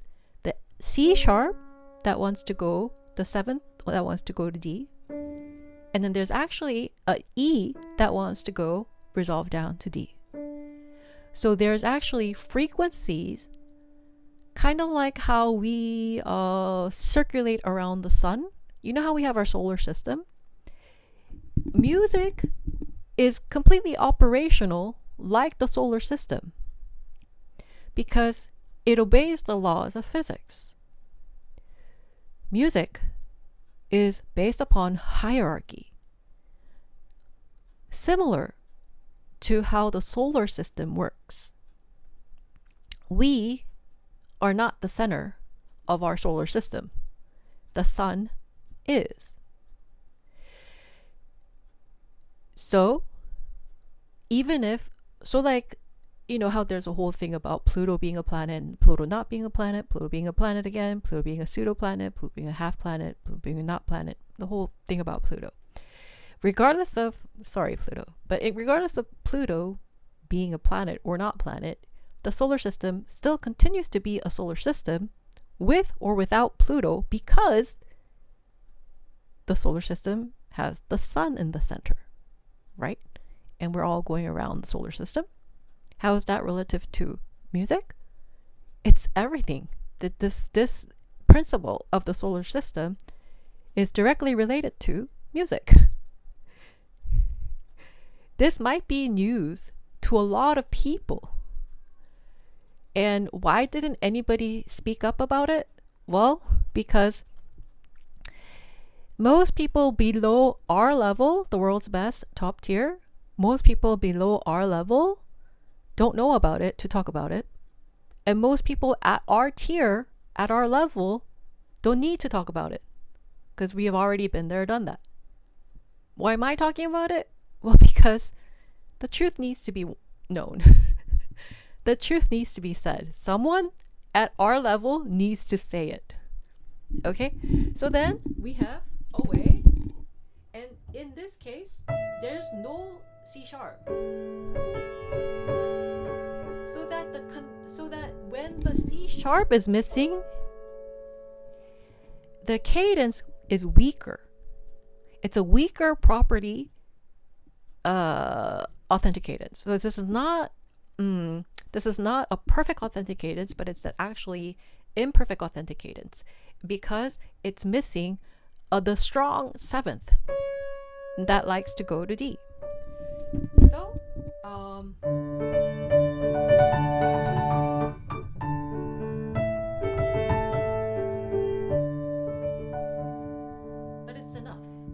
but it's enough to get us to away a 5 and then back to 1, and then he does this, and then guess what, he gives us the C sharp way at the top, saying, I remember I didn't give you a C sharp before, but I gave you an imperfect authentic cadence before, kind of a hollow version of the authentic cadence. But because we're ending this section, I'm going to give you that C sharp, the leading tone, way at the top, stick it out. So it's not just a C sharp, right? At this point, this C sharp, this single note, is representing a whole system, 1,000-year-old system of classical music and physics, the laws of physics of the whole solar system. This C sharp is not just a C sharp. This is how complicated music really is. Really. And then he lands on the C sharp, the one that he didn't give us before. He brings it at the very top. We wanted to go here. That's what we want as a resolution. And then he doesn't do the rhythmic pattern of the before. He actually makes it active. So the vibrations of the C sharp, when this is active like this, when you put the pedal down, this composer knew the piano really well. When you put the pedal down, even if you don't play the note, you'll be able to hear the vibration of the C sharp. But when you repeat the C sharp under the damper pedal down and the felt is up, can you hear the C sharp? You can, right? It's a lot more apparent. The vibration is active. Why is he doing that? Well, he's creating a lot more ripples so that when it does resolve, we find even greater sense of resolution. Okay? These are vibrations, single pitches in the air, but this traditionally represents, like kind of like a president or a queen or a king. It's just one person.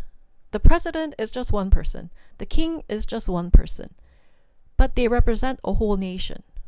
right? Or maybe a CEO of a company. They're just one person. But that one person represents maybe a whole industry, maybe a whole company. These pieces, especially when it's children's pieces like this, children's piece level, I've met a lot of, one time, so my colleague, right? We're not like close or anything, but he said to me, "Ooh, Chopin mazurkas are so easy." And I kind of looked at him like, "For real?" And then he said something like, "Oh, Schubert impromptus are so easy." And I kind of looked at him like, "For real?" Like, really? I mean, you're studying under Dr. Gordon. Like, do you really think that? I kind of just looked at him like, "For real? Like, what are you learning in your lessons?" You have a genius teacher. Like, what the heck are you learning? You're kind of like not getting it. Every single pitch, every single written note, kind of like a king, kind of like a CEO, kind of like a president, stands for something greater, stands for something else. So it represents a greater idea. So then, remember before, we didn't have the C sharp, even though that's the leading tone that goes to the D, but we only had the E going down to the D. This time, he brings that and he vibrates that, and then eventually goes. But remember this D? Remember he used that as the cap before? Remember he used that as it's a high D, that's as far as we go, and then we fall back. But then when you get to the second part of that greater phrase, then this becomes what? Home. He removes the home from this register to the upper register and going, we don't just fall back, this is our home. And guess where your left hand is? D. In the whole entire time this is happening in the right hand, the D here in the register, it stays in the lower register. By further, right, this is a further evidence that not all Ds are equal. This one is going to this one, but this one is not going anywhere. It goes to the A, but it stays here. This is the home and it doesn't go anywhere. So it's a very stagnant D. Why? Because this is what anchors the whole right hand movement. So the purpose of this D and the purpose of this D and the purpose of this D are all different, and it represents different ideas, different value system. There's a value assigned to every single pitch. In classical music, this is not even the most complex level. This is at the very beginning level. And even this level, a lot of pianists don't even know this. They don't think like this, they don't know this, but this is actually what's happening in music at the very simplest level. Now we go to the middle section. We have then you know what he does is he actually puts this as a dotted half, which you have to keep holding. And then guess what? We're in the key of A major. A major is dominant. It's completely away from D major, but it's not too far away. We could always go from here to back to D. The reason, okay, then in order to establish this as a key, what do we need? We need the 5 chord or the leading tone of the A. This G sharp will establish this as an A to erase our memory of the D being home. So then this, instead of before, the character of this piece was in thirds. It was moving it was moving and jumping around in arpeggio pattern. Now in the middle movement, the whole entire thing changes from arpeggiated to scales right next to each other. We're doing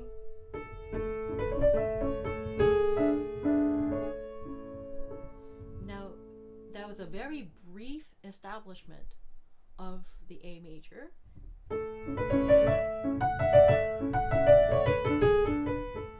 And then he does a more elaborate one, but basically a repeat.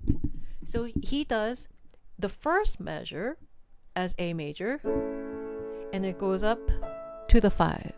Remember, in the first section, it was a lot more space in between the notes, right? Because we're going jumping around, and the span in which it jumps around and bounced around was a span of an octave. But in the middle section, we only have, it's a very close. It's scalar, it's not jumping around, and it kind of stays within this region. Now what's then, one might say, well, that could happen, this could happen, what's the big deal? Well, it's more intimate. When you get to, it's open and there's more space, and you feel that spatial awareness between the notes. But when you get from here, because the closer the notes are, the more intimate the feeling. Whoever says to me, we don't need to know music theory, it's all about the feelings, and knowing music theory takes away the feelings. No, it's the opposite. When you know that when the notes are closer together like this, closer to the middle C like this, within this range, it's more intimate. That's actually representing. So these notes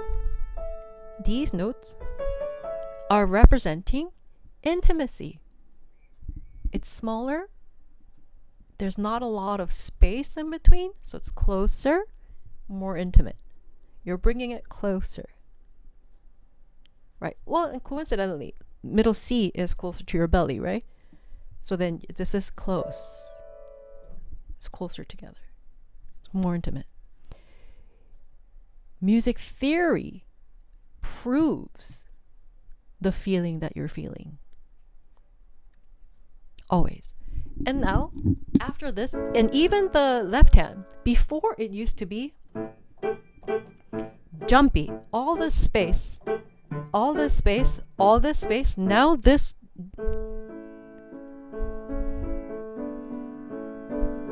that's it. That's all you have.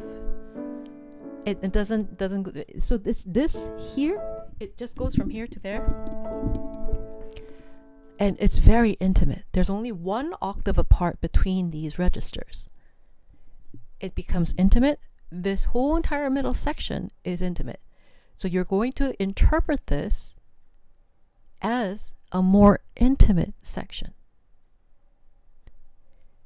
Every single pitch represents something bigger, something greater, more value. Okay, so then these notes represent intimacy.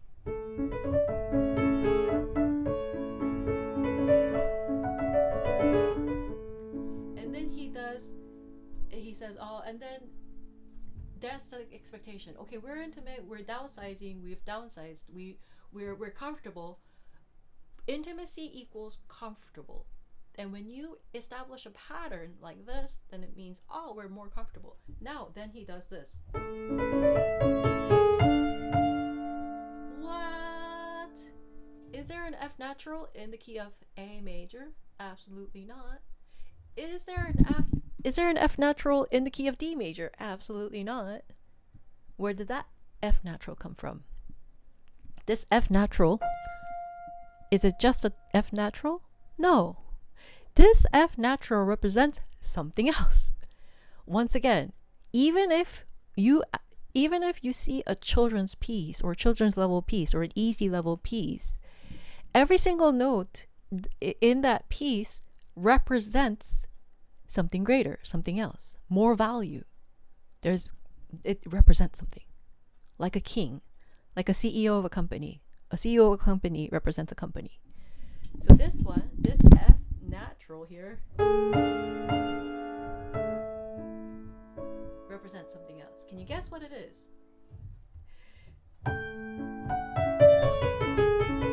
And then that's how he ends it in the middle section so shockingly and so abruptly. Why and how? I'll tell you how.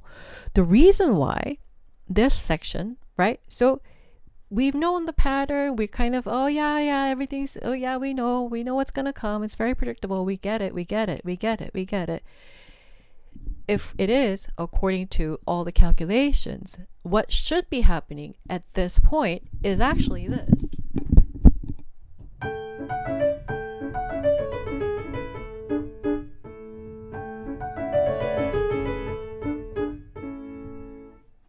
That's what should be happening. That's what we predict. That's what we're okay with. But he doesn't do that. He gives us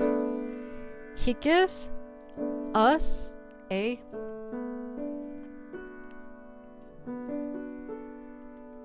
discord. Yeah. And then on top of that,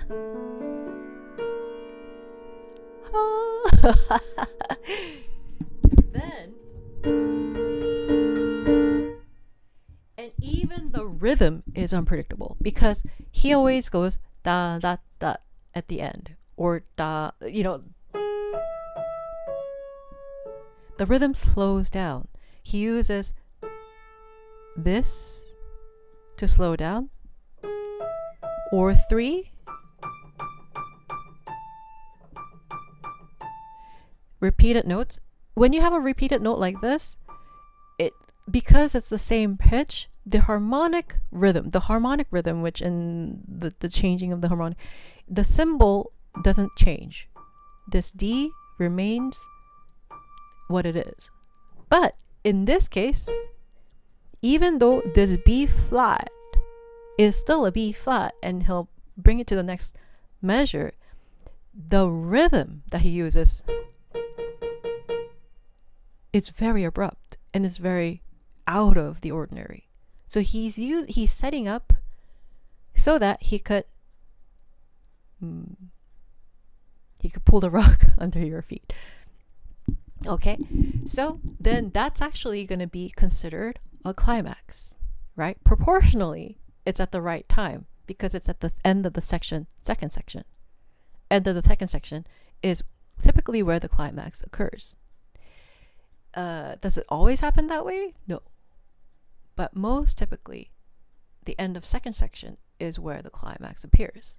And it's kind of fascinating to study each climaxes because each composer, and even within, the same composer with different pieces, do climaxes differently. And that's where the fun is with music that has no words. If you think music that has no words is boring, it's because you don't know the system well enough. It's not because it's boring. Then you get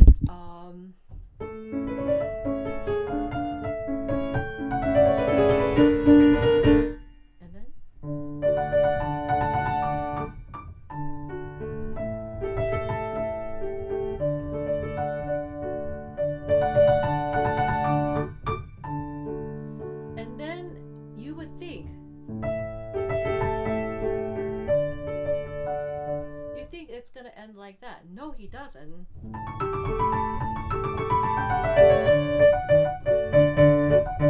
And he oscillates between these two. So every single note represents something. It has a value assigned to it.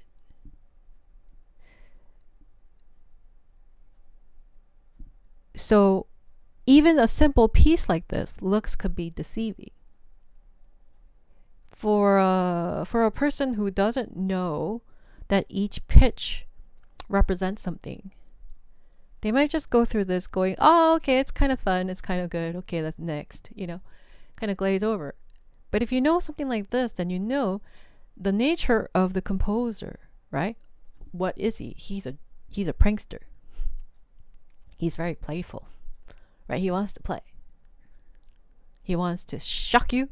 He wants to surprise you, and he wants to have fun with you. That's the nature of this composer, right? And the nature of this piece. So then, interpretively, you only have one answer. You have to play this in a playful manner. Not somber. Not romantic. When you do something like this, overly romantic, or even just playful, right? When it becomes intimate, you need to scale it down, right? Bring it closer. So there's actually one correct way to interpret this piece because of its design, because each note represents an idea or a value. And what I just did was very basic. What I do with the Liebeslied or the Liszt Sonata or the Chopin Third Sonata or whichever other more Beethoven sonatas, what I do with like Bach, what I do with that is gonna be like this on a 100th or 1,000th level.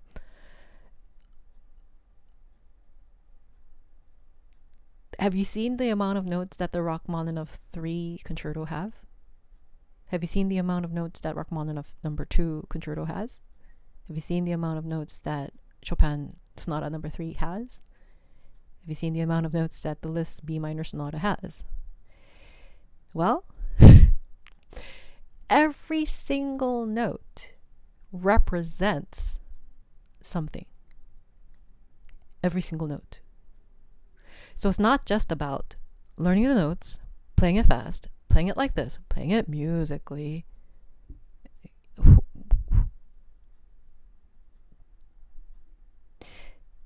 But it's about knowing the meanings behind every single note and knowing the value assigned every single pitch.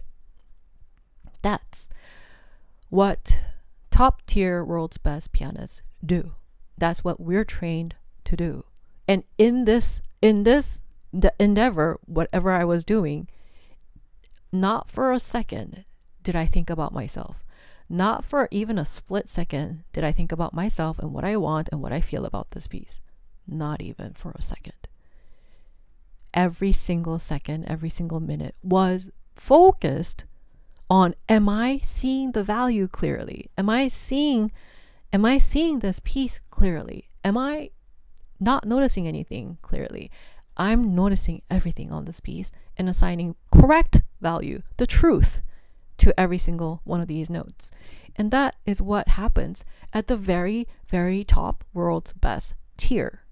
This is just a small, tiny sample. So when I say that I'm not showing 100% at this YouTube channel, believe me. And when I say that your mind's going to be blown away by my in real life performance, believe me, because you're going to be able to tell in my real life performances all these different values of every single note. You're going to be able to feel it. You're going to be able to know it because I know the value behind every single note that I play.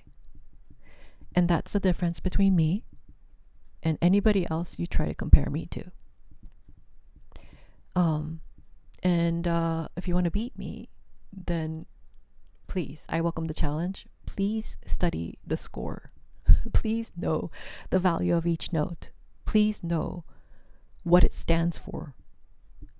Sometimes when you read like a novel or anything, you'll see like a quotation, like a Shakespeare quotation, right? But it's like a novel that belongs to whoever, like Mark Twain quoting Shakespeare or whatever, for example, right? And when someone who understands Shakespeare reads, Little Women. You know why I like Little Women? You know why I like reading Little Women? It's because Little Women makes references to other literary works, and it actually quotes, different, big, literary quotes. And so it's comical. I understand, when something like that happens, I understand because I understand the original work, or like whatever it stands for. When the character, quotes, this teenager girl, when she quotes this, like, oh, da, da, da, da, and then tries to like copy it, I know what it means, right? As opposed to if you didn't know the original work, then you could still enjoy it, but then you wouldn't really know to what extent, right? So I welcome everyone to figure out the value.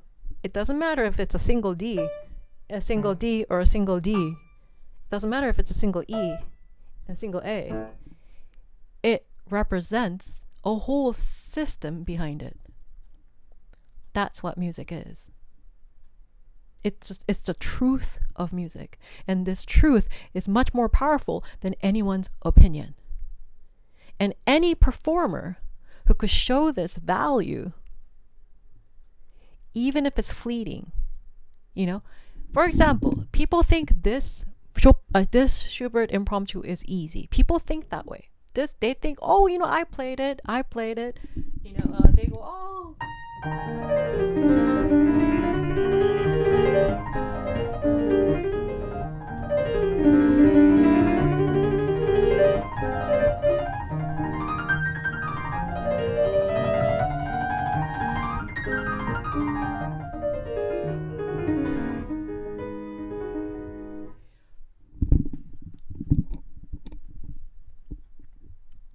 Think again. If you think this is an easy piece, think again. Do you think the value is constant? Or do you think the value is changing? What do you think this note represents? What kind of system is this representing? There's actually different systems each note represents. I am not showing all my cards, not even close to it. I have not even begun to show what I'm capable of. I have not shared anything that I hold close to my heart. But I'll tell you one thing, and I hope you understand, and I hope you believe me. There's a lot more to piano, and there's a lot more to music than anyone realizes. And I'm the real deal. Anyway, I don't like showing these analysis, whatever, but I hope you get interested in music that doesn't have words. Not just don't just enjoy songs, but try to enjoy music, a lot more music without words, because these music is the most complex form of music, because these music behave like music. They behave in the strictest rules of music. Songs do not. Songs have a secondary. So songs are actually not the highest form of music. Are some of the songs highest form of music? Rarely, some of them are. But it's not every day that songs are going to be the highest complexity of music, because the pitches are married. They're burdened by the meaning of the words, of the rhythm of the word patterns. Like orange is that pattern. Apple is another pattern. You can't go Poland or ranges, and you can't have songs. I guess there are songs like that, but you understand. Only music without words assigned, the pitches behave in the most genuine manner. So I want you to listen to the greats. You know, my teacher's teacher, Arthur Rubinstein, my teacher's teacher, Vladimir Horowitz. Those two people, if you just listen to their recordings, and my teacher's rivals, Neuhaus's student, Sviatoslav Richter. I want you to listen to, even if you listen to these three pianists, you're going to be okay. And then listen to me. I recommend me. Listen to me. Sviatoslav Richter, Vladimir Horowitz, Arthur Rubinstein, and me, and other people at the level. We know the value and the system of each note. We're aware of it.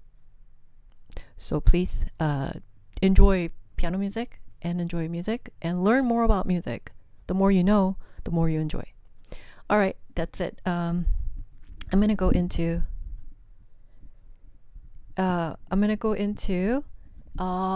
members only from here.